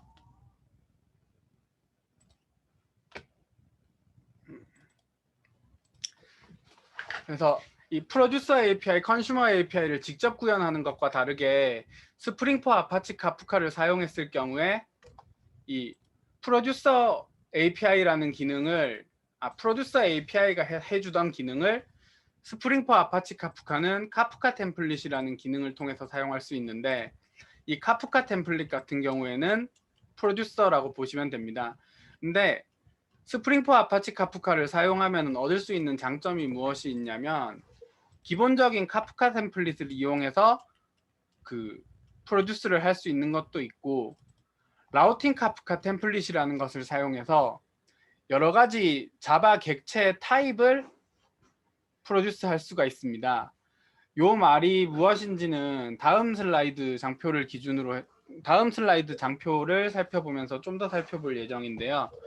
예를 들어서 카프카의 데이터를 전송을 한다고 했을 때 많이들 이제 스트링 시리얼라이저라든가 스트링 디시리얼라이저 같은 것들을 많이 사용하게 됩니다. 근데 이렇게 되면 이제 문자열로 데이터를 주고받기 때문에 문자열로 데이터를 주고받는 과정에서 뭐 이게 자바의 어떤 객체로 변환을 해야 된다거나 하는 과정이 조금 번거로울 수 있거든요. 그러면은 이 라우팅 카프카 템플릿을 사용하면 여러 가지 자바 객체 이런 쪽으로 변환을 하는 것을 하나의 프로듀서 카프카 템플릿을 사용해서 여러 가지 객체 타입을 한 번에 전송할 수 있게 됩니다. 그리고 이제 또 하나 사용할 수 있게 되는 카프카 템플릿이 무엇이 있냐면 리플라잉 카프카 템플릿이라는 게 있는데요. 카프카를 사용하면서 카프카가 사실 원래 이제 비동기로 데이터를 펍섭하는 데이터를 비동기로 주고받는 구조로 어느 한쪽에서는 퍼블리싱을 하고 한쪽에서는 컨슈밍을 하는 구조에 최적화되어 있는 구조이기는 한데 이 카프카를 실제로 서비스에서 구축해서 사용을 하다 보면 이렇게 프로듀스를 하고 컨슈밍을 하고 이벤트를 중심으로 해서 하는 구조가 잘 설계된 구조인 경우에는 모든 것이 사실 잘 되겠지만은 이러한 카프카 템플릿 이러한 식으로 이제 어느 한쪽은 보내고 한쪽은 받고 이걸 이벤트로 처리하는 게 아니라 카프카 토픽으로 보낸 데이터에 대해서 그것이 처리되고 나면은 일반적인 HTTP 요청을 리퀘스트 리스판스 구조로 주고받듯이 카프카를 통해서도 이렇게 응답을 받으면 좋지 않을까 하는 그런 필요성이 생기게 됩니다. 그럴 때 사용할 수 있는 응답 구조를 만들 수 있는데 사용할 수 있는 리플라잉 카프카 템플릿이라는 거를 스프링 포 아파치 카프카는 실제로 지금 제공을 하고 있고요. 이 컨슈머라는 기능에 대해서는 컨슈머를 구현하는 데 있어서는 스프링 포 아파치 카프카는 이 카프카 리스너라고 하는 애노테이션을 이용해서 이 애노테이션을 통해 가지고 데이터를 받을 수 있게 됩니다. 요 구조는 이제 스프링을 개발하는 분들이라면 많이 익숙하실 스프링 MVC의 뭐 컨트롤러라던가 레스트 컨트롤러 이런 구조를 사용해서 컨슈머를 비슷하게 구현할 수 있게 된다는 거고요. 어드민 API를 쓰는 방법은 기존의 카프카 API와 거의 동일하고, 말씀드렸다시피 스프링 카프카 테스트라는 프로젝트를 이용해서 임베디드 카프카를 사용해서 테스트를 할 수가 있습니다. 그러면은 저는 이제 이 부분을 제가 미리 작성해 놓은 샘플 프로젝트의 코드를 기준으로 해서 좀 먼저 말씀을 드리려고 하는데요. 이 슬라이드를 통해서 플로우를 살펴보면서 소스 코드와 한번 비교를 하면서 살펴보도록 하겠습니다. 근데 이 플로우를 굳이 지금 먼저 말씀드리는 이유가 무엇이냐면, 사실 스프링 포 아파치 카프카 공식 홈페이지에 가서 있는 처음에 있는 튜토리얼 예제 소스 코드만 가지고 동작을 시켜도 처음에 기본적인 프로듀서 컨슈머를 동작하게 하는 데는 어쩌면은 별 지장이 없을 수도 있습니다. 근데 실제로 이제 프로젝트를 구현하다 보면은 뭐 여러 타입을 받아야 된다거나 아니면 에러 처리를 해야 된다거나 각종 콜백을 지정해야 된다거나 아니면은 로그 기능을 카프카 프로듀서 컨슈머 과정에 붙여야 된다거나 이런 과정들을 다 개발을 하면서 작성을 해야 하는데, 저도 처음에 이제 이쪽을 개발하면서 그런 기능을 넣고는 싶은데 어느 과정에 어디를 넣어야 되는지 되게 헷갈렸던 기억이 있었거든요.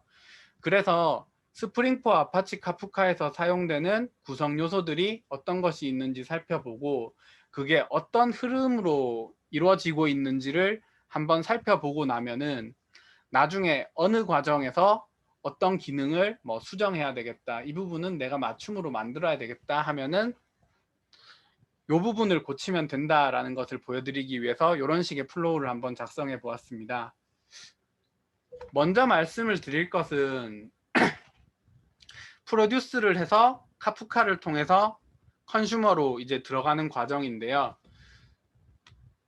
카프카의 기본 API 같은 경우에는 프로듀서 API라는 것이 있었지만은 스프링 같은 경우에는 카프카 템플릿을 쓴다고 말씀드렸습니다.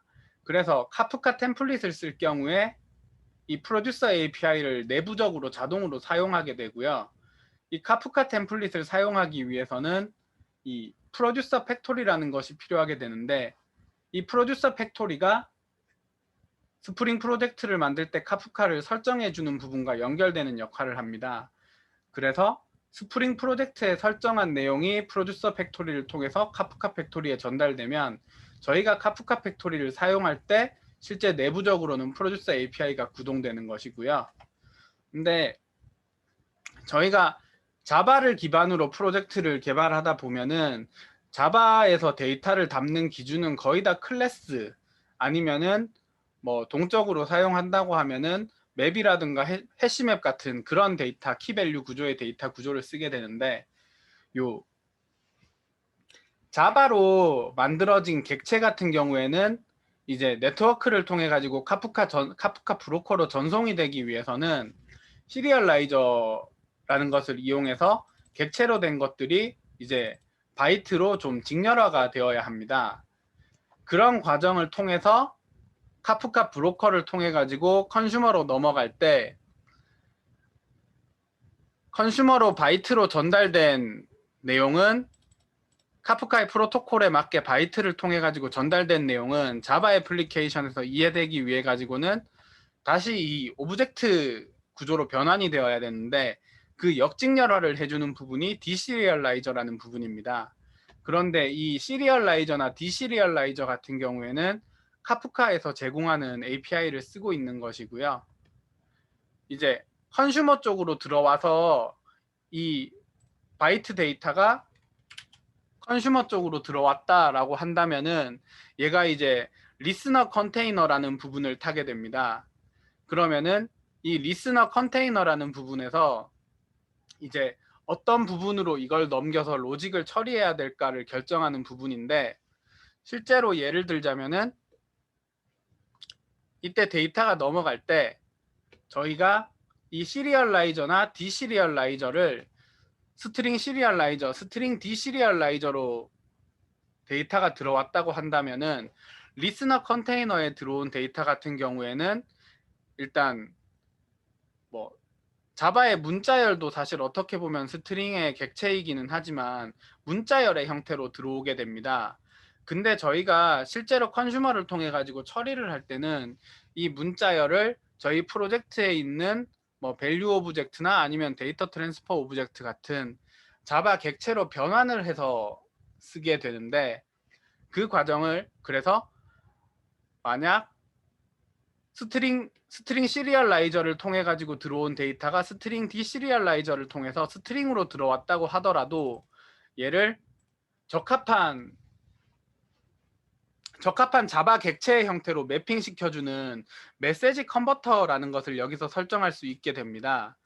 그렇게 되면은 이제 카프카 리스너에서 직접 객체 타입을 사용할 수 있게 되거든요. 그러면은 이렇게 하면은 얻을 수 있는 카프카 API에 대비한 장점이, 카프카 API를 통해서 자바로 직접 이제 컨슈머를 구현하게 되면은 스트링 디시리얼라이저를 써서 들어온 데이터가 문자열일 경우에는 다시 우리가 일일이 직접 뭐 JSON이라든가 아니면은 잭슨과 같은 자바 라이브러리를 이용해서 그것을 자바 객체에 정확히 매핑 시켜주는 과정이 필요한데, 스프링4 아파치 카프카를 사용하면 이 과정이 크게 필요가 없게 됩니다. 그러면은 이 과정에 들어가기 위해서 어떤 부분을 구현해야 하고 어떤 부분에 체크 포인트가 있는지 한번 소스 코드를 기준으로 해서 한번 살펴보도록 하겠습니다. 네. 이게 지금 제가 만든 샘플 애플리케이션이고요. 이 샘플 애플리케이션의 구조를 먼저 설명드리자면, 뭐 이 부분은 그냥 이제 메인으로 실행이 되는 부분이고, 네, 죄송합니다. 네, 혹시 보이시나요? 제가 클릭을 잘못해서. 네, 혹시 글자 크기는 어떠신가요? 약간 작으신지. 네, 알겠습니다. 이게 제가 좀 뭐랄까, 개발자들끼리 좀 라이브 코딩하고 요런 식의 좀 그런 거에 너무 익숙해서 약간 정식 발표나 이런 게 조금 매끄럽지 못한 것 같아서 죄송합니다.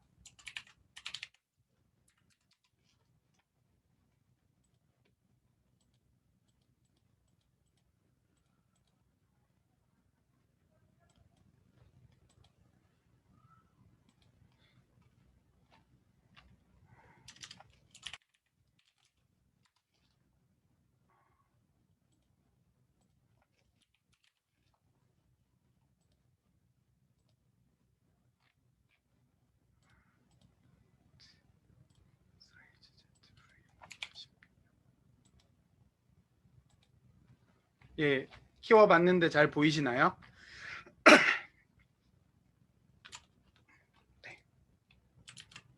네, 그러면은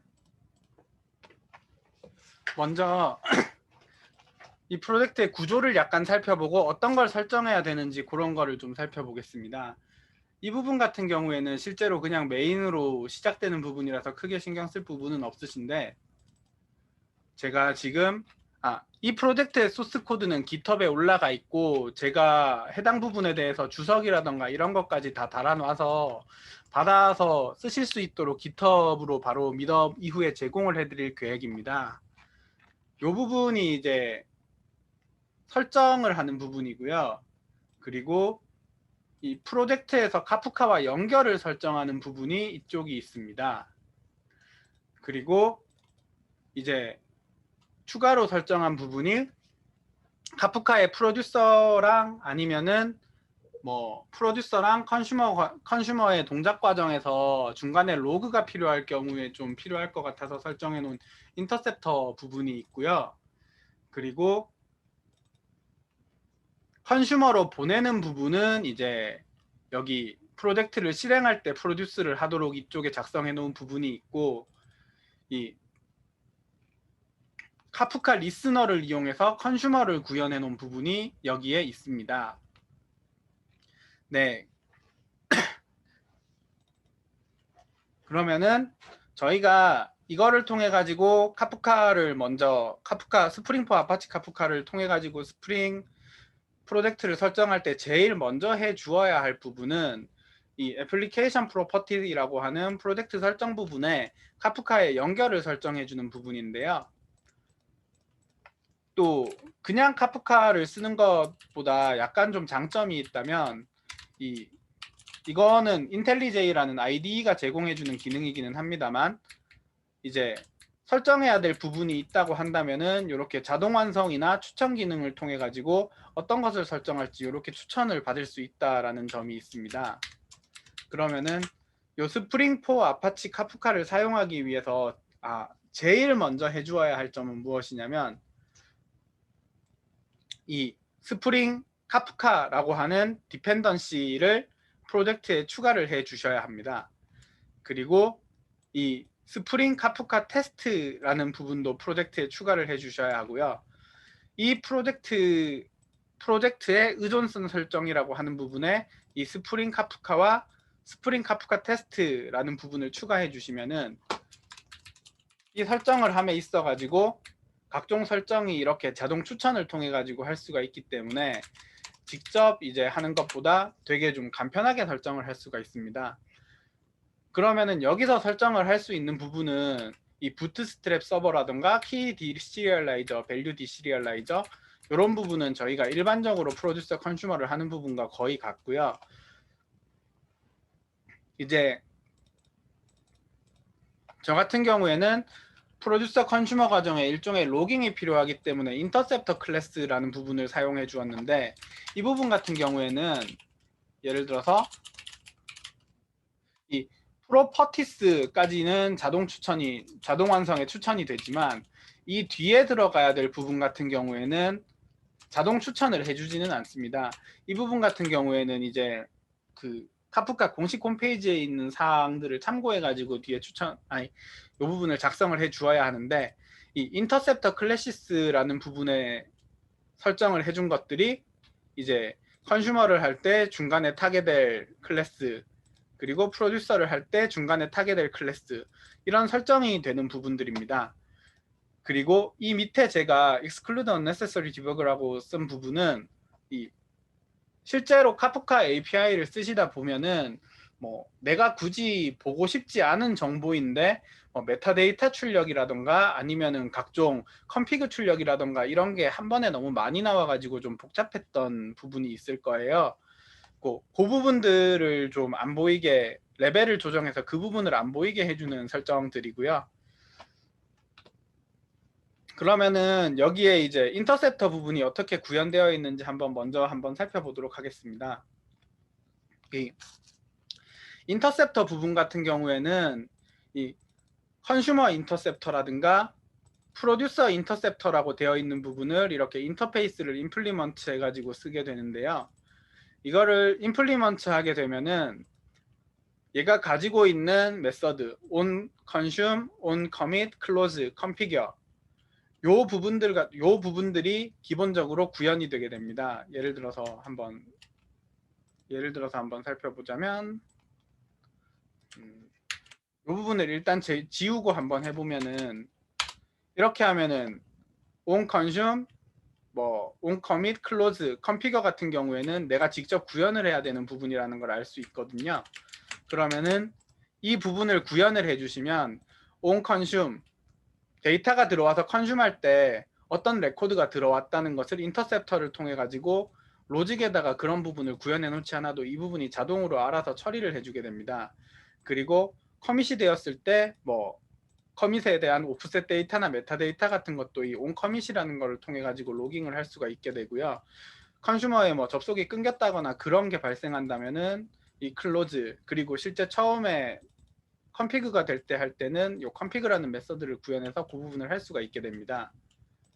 프로듀서도 동일한데 프로듀서 인터셉터라는 인터페이스를 구현해서 사용하게 되면 메시지가 보내졌을 때, 그리고 액노리지가 왔을 때, 그리고 연결이 끊겼을 때, 그리고 이 부분이 최초 설정이 되었을 때, 요 부분들을 뭐 로직에서 그런 부분을 얻어가지고 직접 하지 않더라도 요 인터셉터를 구현하는 것만으로도 이 부분들에 대해서 뭐 각종 내가 보낸 거에 대한 뭐 액노리지먼트 아이디라든가 아니면은 커밋된 오프셋의 아이디라든가 이런 거를 자동으로 알 수 있게 되거든요.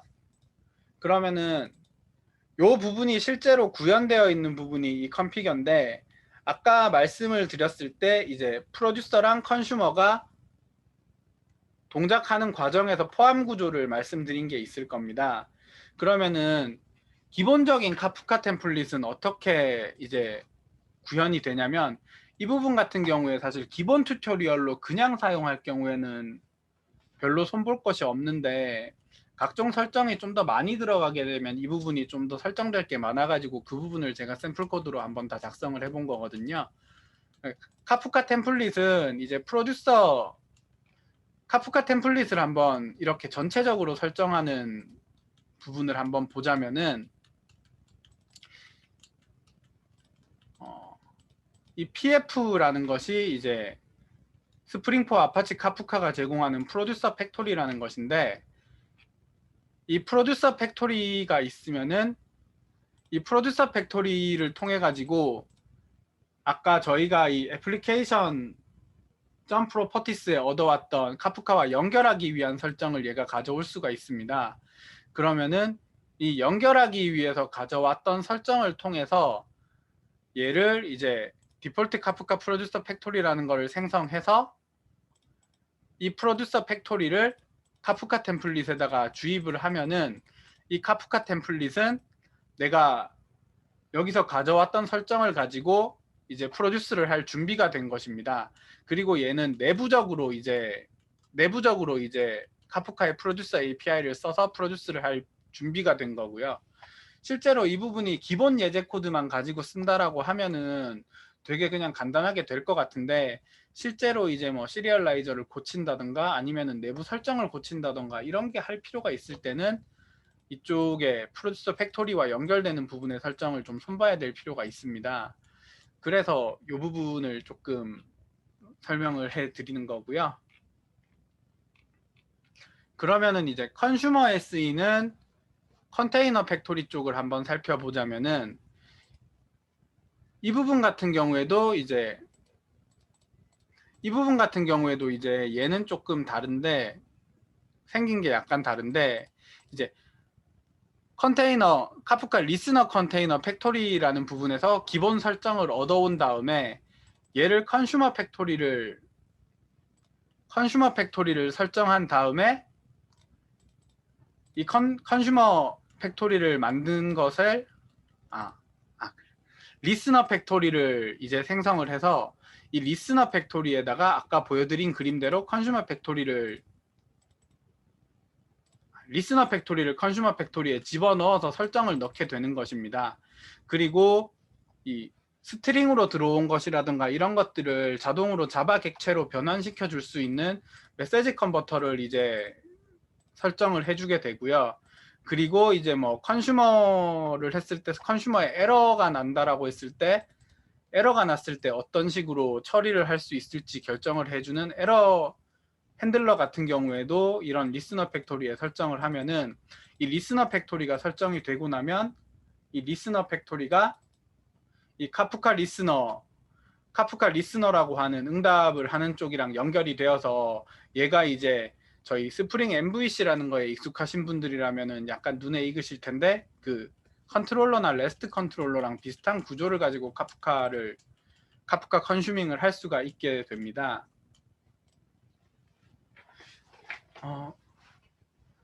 그러면은 이 부분은 이제 한번 이 부분을 실행을 시켜보면서 한번 해볼 텐데요. 이 부분을 한번 실행해 보겠습니다. 현재 이 프로젝트 같은 경우에는 제가 로컬에 띄워놓은 카프카와 연결을 하게 되어 있었습니다. 아까 전에 127-0.0.1에 있는 그런 것. 그러면은 얘가 어떻게 실행이 되었는지 그리고 무엇을 보여주고 있는지 한번 살펴보자면, 얘 같은 경우에는 이제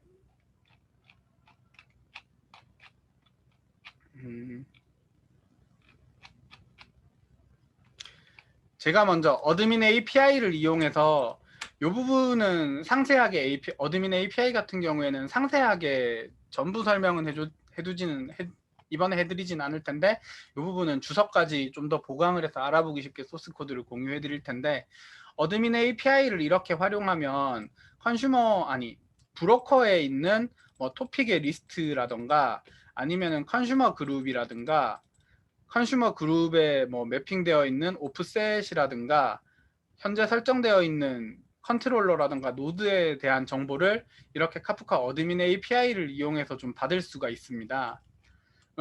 요 기능 같은 경우에는 이제 뭐 예를 들어서 뭐 인프라 관리 콘솔 같은 것에다가 카프카에 대한 뭐 상태 조회 기능이나 이런 거를 추가해야 되는 부분들이 있다면은 그런 부분들은 여기에 있는 어드민 API를 사용해서 좀 사용할 수 있는 부분이고요.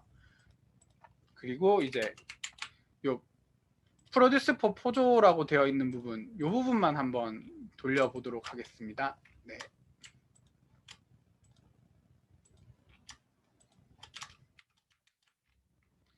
요 부분만 가지고 한번 돌려보면은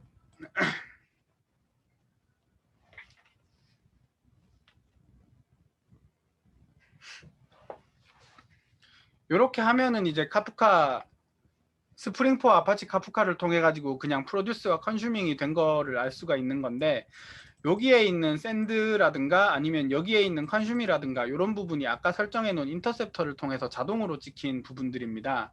그래서 자동으로 이제 뭐 파티션 0번이 찍혔고 오프셋 2번이 찍혔고 이런 부분들을 현재 그냥 바로 자동으로 알 수가 있고요. 요 부분이 근데 어떻게 요 부분이 설명을 드리면서 굳이 이제 카프카 API랑 차별점이라고 말씀을 드리는 게, 여기에 보면은 얘 같은 경우에는 new 포조 메시지라고 되어 있는 자바 객체를 직접 보냈습니다.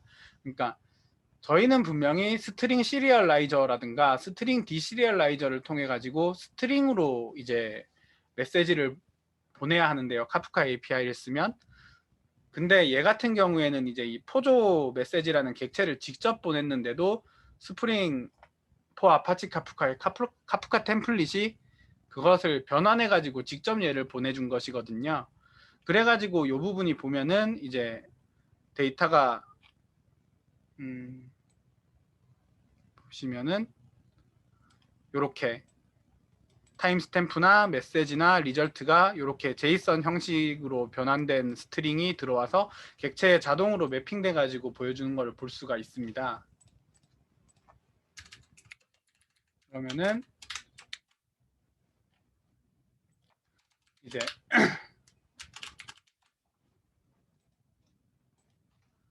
응답을 주고받는 부분을 한번 보여드릴 건데, 여기에 보시면은 이제 리플라이 메시지라는 게 왔습니다. 이게 어떻게 된 것이냐면은 저희가 여기에 있는 리플라이 템플릿에 샌드 앤 리시브라는 것을 이용해 가지고 데이터를 보냈는데, 이 샌드 앤 리시브를 통해서 이렇게 리플라이 메시지라는 것을 여기 있는 이 리플라이 토픽이라는 것으로 보내면 어떤 결과가 나오냐면은, 얘 같은 경우에는 이 리플라이 토픽, 카프카 리스너의 리플라이 토픽이라는 걸 통하게 되어 있습니다. 근데 이 카프카 리스너를 컨슈머의 카프카 리스너를 붙여줄 때 이 send to라는 부분을 붙이게 되면은, 얘 같은 경우에는 내가 이제 메시지를 받았을 때 얘 리턴 값을 다시 얘가 한 번 더 프로듀스를 해가지고 리플라이를 그 응답을 돌려주게 됩니다. 그러면은 아까 말씀드린 그 리플라이 카프카 템플릿 같은 경우에는 실제로 프로듀서의 역할도 하지만은 응답이 올 때까지 자기가 컨슈밍까지 해주는 프로듀서랑 컨슈머가 결합된 카프카 템플릿이라서 보시면은 얘는 제대로 동작을 했을 경우에 value to uppercase라고 해가지고 들어온 메시지를 대문자로 이제 리플라이를 보내주게 하는 기능으로 구현을 해놓은 것입니다. 그래서 저희가 아까 소문자로 리플라이 메시지라는 것을 보냈는데 응답은 이제 대문자로 리플라이 메시지라는 것이 온 것을 볼 수가 있고요. 그렇게 해서 여기에 있는 send and receive, 리플라이 템플릿의 send and receive라는 문자열을 사용하면은 이렇게 응답을 주고받을 수 있는 그런 기능이 있는 것입니다. 그러면은 하나 더 이제 보여드릴 부분은 에러가 발생하는 부분인데요. 실제로 프로젝트를 하면서 로직 구현도 되게 중요하지만 로직 구현이 완성되면은 그만큼 중요한 부분이 앞에 인터셉터를 통해 가지고 보여드렸던 로그 기능이라든가 아니면은 실제로 에러가 났을 때 그 에러를 처리하고 복구하는 기능, 이런 게 대단히 중요하게 됩니다. 그러면은 이 부분은 한번 다시 리플라이 템플릿에 메시지를 보내보겠습니다.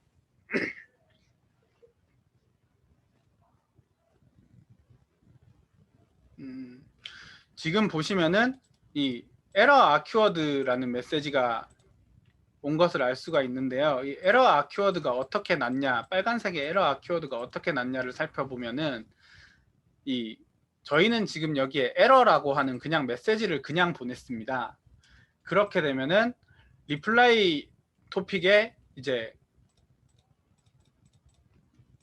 얘가 에러라는 메시지가 들어왔을 때 여기서 제가 지금 강제로 한번 에러를 뭔가 로직상 이 안쪽에서 로직상 처리를 하다 에러가 났을 거를 가정하고 한번 에러를 그냥 한번 발생해 본 건데요. 이 에러를 발생하게 되면 이 구조가 어떻게 되냐면 여기에 보시면은 카프카 리스너에 에러 핸들러라고 하는 이 부분을 추가할 수 있게 됩니다. 그러면은 이 리스너 에러 핸들러라고 되어 있는 부분, 이 부분이 있잖아요. 요 이름을 여기에 갖다 놓게 되면은 이 안에서 에러가 발생했을 때 이 리스너 에러 핸들러라는 부분을 타게 됩니다. 그러면은 이 에러 아큐어드라는 부분이 여기서 이렇게 난 거거든요. 리스너 에러.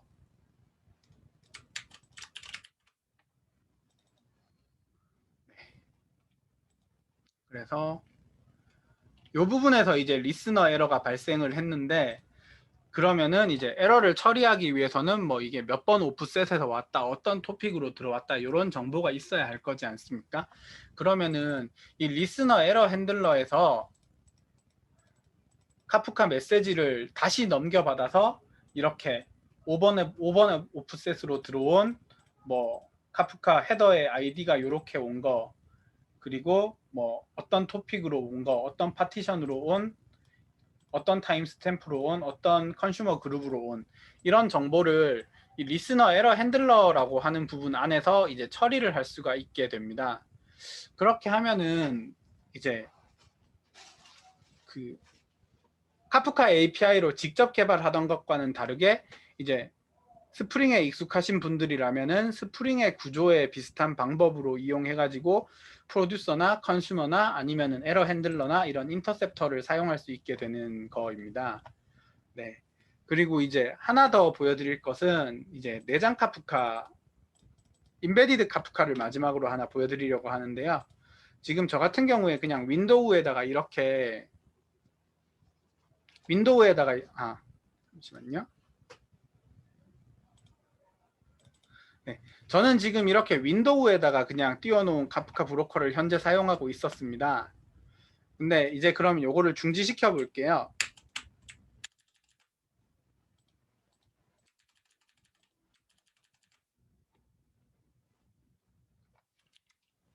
네.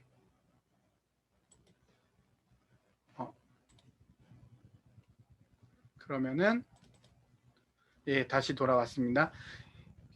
얘가 카프카 리스너가 중지가 됐기 때문에 현재 같은 경우에는 얘를 얘를 돌리더라도 얘를 받아줄 수 있는 카프카 컨슈머가 없는 카프카 브로커가 없는 상태입니다. 근데 실제로 저희가 뭐 컨슈머 프로듀서가 로직상으로 제대로 동작하는지 테스트를 하고 싶은데 그것 때문에 이제 뭐 물론 별도의 브로커를 구축해 놓은 거를 테스트용으로 막 써도 되지만은 아무 데이터나 막 넣어보고 그러기 위해서는 실제로 픽스돼서 운영되고 있는 카프카 브로커를 사용하기엔 좀 부담이 있는 경우도 있거든요.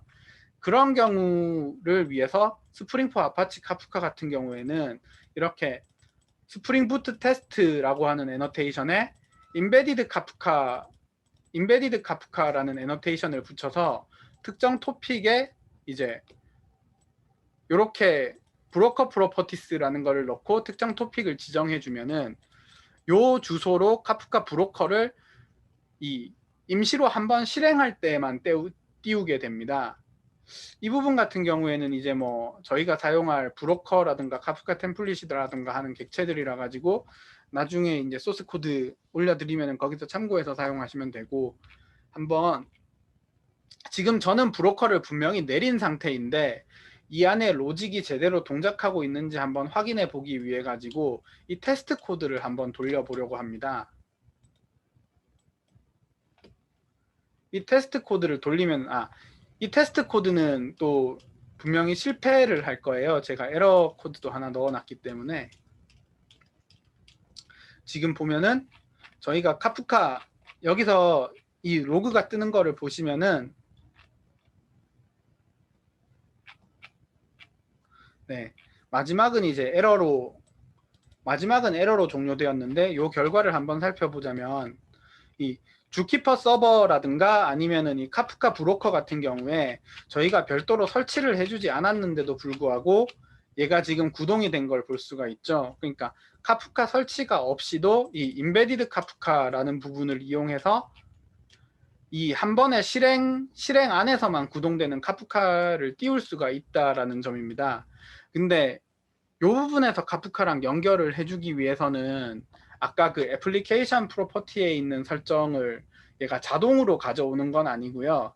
여기 보시면은 뭐 컨슈머 리스너라든가 뭐 리스너 컨테이너, 메시지 리스너 컨테이너라든가 아까 전에 그 PPT에서 말씀드렸던 그 흐름에 해당하는 부분들 같은 경우에는 약간 좀 직접 설정해 주셔야 되는 부분이 있습니다.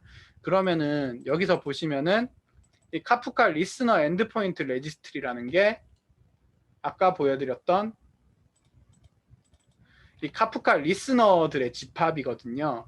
이 카프카 리스너들의 집합 중에서 저 같은 경우에 얘를 포조 컨테이너라고 아이디를 붙여 놓은 게 있습니다.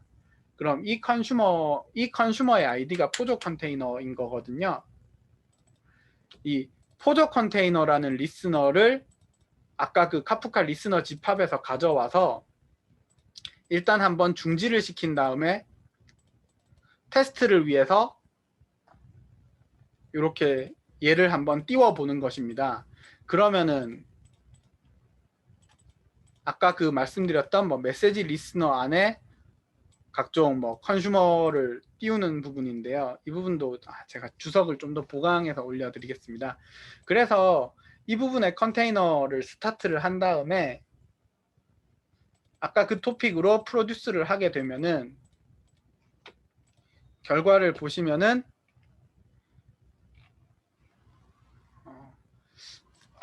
에러가 나는 부분을 빼고 성공을 하는 부분을 한번 돌려보겠습니다.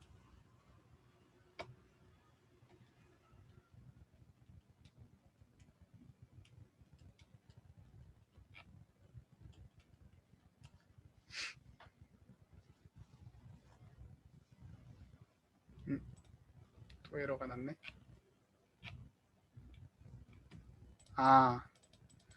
지금 토픽이 그냥 먼저 있다고 해서 에러가 났네요. 이 부분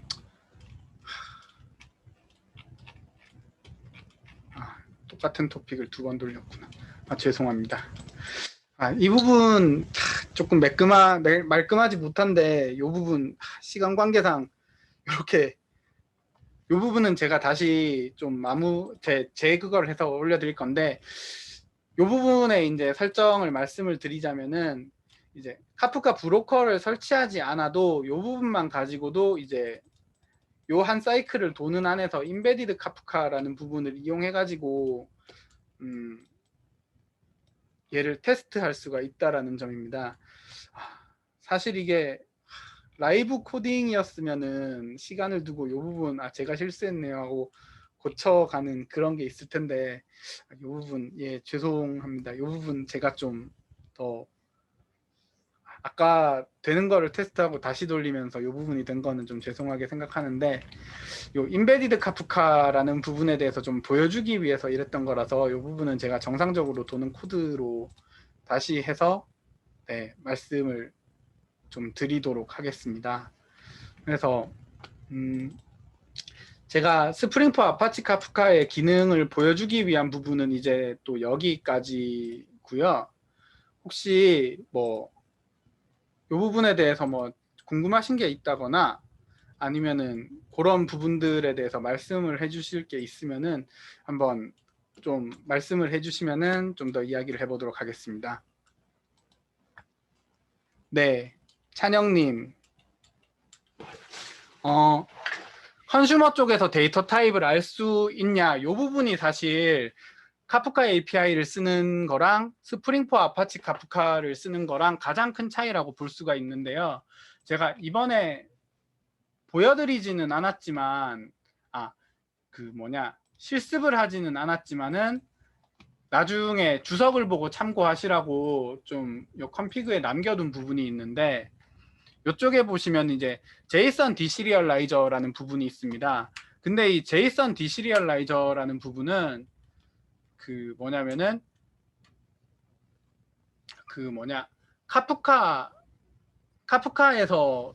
카프카에서도 보면은 이제 제공하는 시리얼라이저, 디시리얼라이저가 또 있는데 거기서도 이제 제이선으로 주고받는 부분이 있거든요.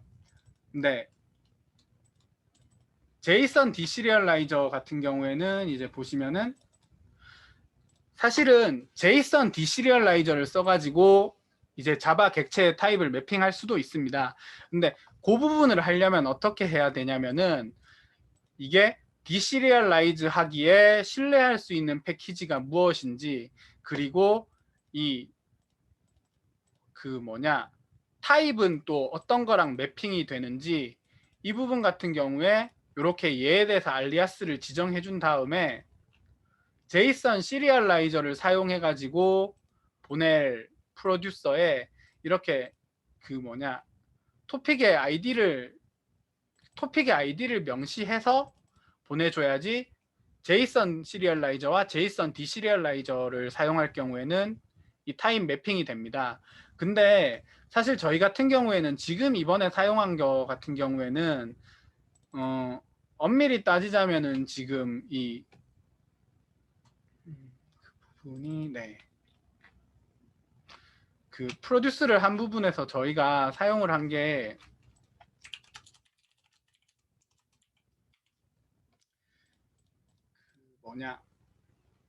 지금 저희가 실제로 얘가 태운 부분이 이 스트링 디시리얼라이저를 타도록 지금 제가 구현을 해놓은 부분이거든요.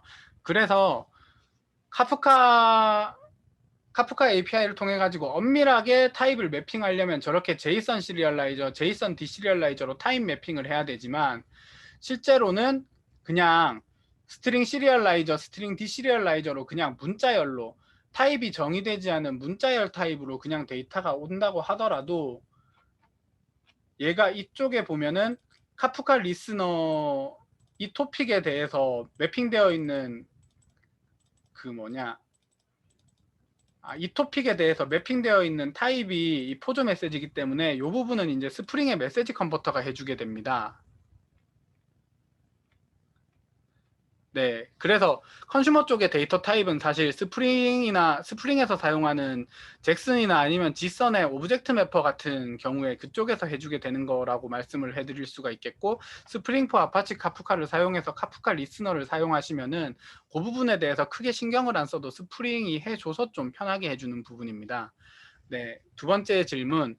MSA 간 카프카로 통신하는 경우가 많은데 비동기 논블럭 서버로 구성을 해야 하나 잡을 웹플럭스를 쓰는 것이 효과적인가? 첫 번째 세션에서 레거시와 카프카. 네. 네. JJ님이 되게 질문을 많이 해주셨는데요. MSA 간 카프카로 통신을 하는 경우가 많은데 이 경우에 거의 실시간성으로 반응을 하게 하려면은 사실은 이제 전 구간이 비동기 논블로킹으로 되어 있으면은 좋은 것은 맞습니다. 근데 자바 스프링 스택이라고 한다면은 그 뭐냐 사실 스프링 웹플럭스가 이제 중요한 이거는 이제 좀 스프링 얘기로 세계되었는데 스프링 웹플럭스가 사실 중요한 부분은 스프링 웹플럭스 같은 경우에는 기존의 스프링 MVC를 대체하기 때문에 기존에 이제 뭐 톰캣 같은 데서 써왔던 동기식 API 웹브라우저 쪽 요청이 들어와서 웹브라우저에서 시작하는 부분이 좀 비동기로 되어 있는 부분이 되게 중요한 포인트거든요.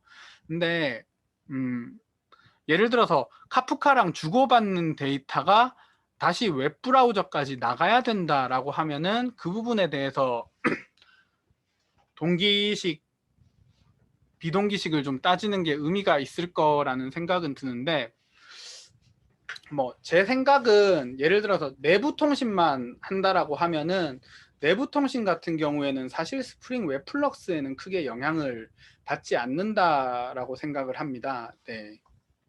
그리고 첫 번째 세션에서 나왔던 레거시와 카프카를 붙이는 과정을 해야 한다라고 하면은 근데 레거시가 어느 정도 레거시이실지 모르겠는데 이 경우 같은 경우에는 네, 레거시라고 하면 보통 스프링 4 미만을 말하기 때문에 스프링 4 미만에서는 스프링 웹플럭스 사용이 불가능하기 때문에 이 부분에서는 선택지가 그냥 기존에 있는 스프링 MVC 스택에 붙이는 게 되지 않을까 싶고요. 이 응답을 사실 웹브라우저로 돌려주는 상황이 아니라고 한다면은 굳이 제 생각에는 웹플럭스가 의미가 있을 것 같지는 않습니다. 근데 오히려 마음에 걸린다라는 점이라고 한다면은 이 여기서 받은 작업을 자바로 DB에 특히나 RDB에 넣는 처리를 해야 되는 경우가 있습니다. 근데 RDB에 넣는 처리를 하게 된다면은 사실은 RDB에 넣는 처리를 카프카에서 데이터를 받아서 RDB에 데이터를 인서트 처리하는 그 부분이 오히려 JDBC API가 블로킹이라서 병목이 되거든요. 그래가지고 오히려 저는 웹플럭스 스택보다는 약간 더 그쪽 비동기 DB, R2DBC라든가 아니면 그걸 지원하는 NoSQL 쪽을 고려하시는 게 좀 더 포인트가 되지 않을까 그렇게 생각을 합니다.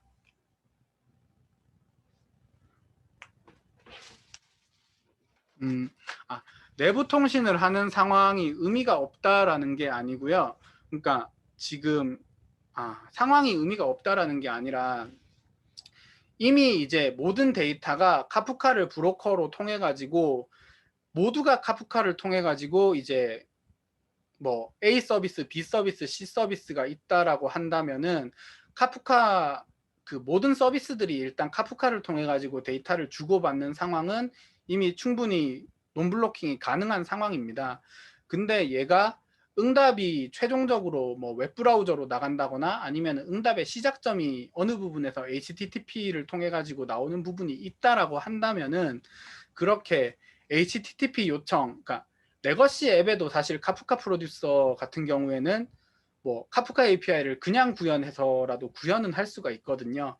제가 웹플럭스를 그 내부 통신 서비스 같은 경우에 웹플럭스를 굳이 MVC랑 차이를 별로 의미가 없게 본다라고 말씀을 드렸던 이유는 레거시 앱 같은 경우에도 뭐 프로듀서 API라든가 컨슈머 API를 이용해 가지고 카프카 프로듀서 컨슈머를 구현을 할 수가 있고 그 경우에는 뭐 다른 신규 서비스를 스프링포 아파치 카프카든 뭐든으로 구현하면은 그 부분 같은 경우에는 다 카프카를 통해 가지고 데이터 전송이 이루어지기 때문에 그 부분은 카프카의 그 펍섭에 맡길 영역이고 어느 구간에서 거기서 온 응답을 HTTP로 주고받는 구간이 있다라고 한다면은 웹플럭스가 도입되는 게 의미가 있지만 웹플럭스 같은 경우에는 이제 HTTP 요청이 몰리는 구간에 대해서기 때문에 전체를 만약에 카프카로 주고받는 시스템을 이벤트 드리븐 시스템을 구축했다면은 그 시스템의 기반이 스프링 MVC든 스프링 웹플럭스든 뭐 그거는 크게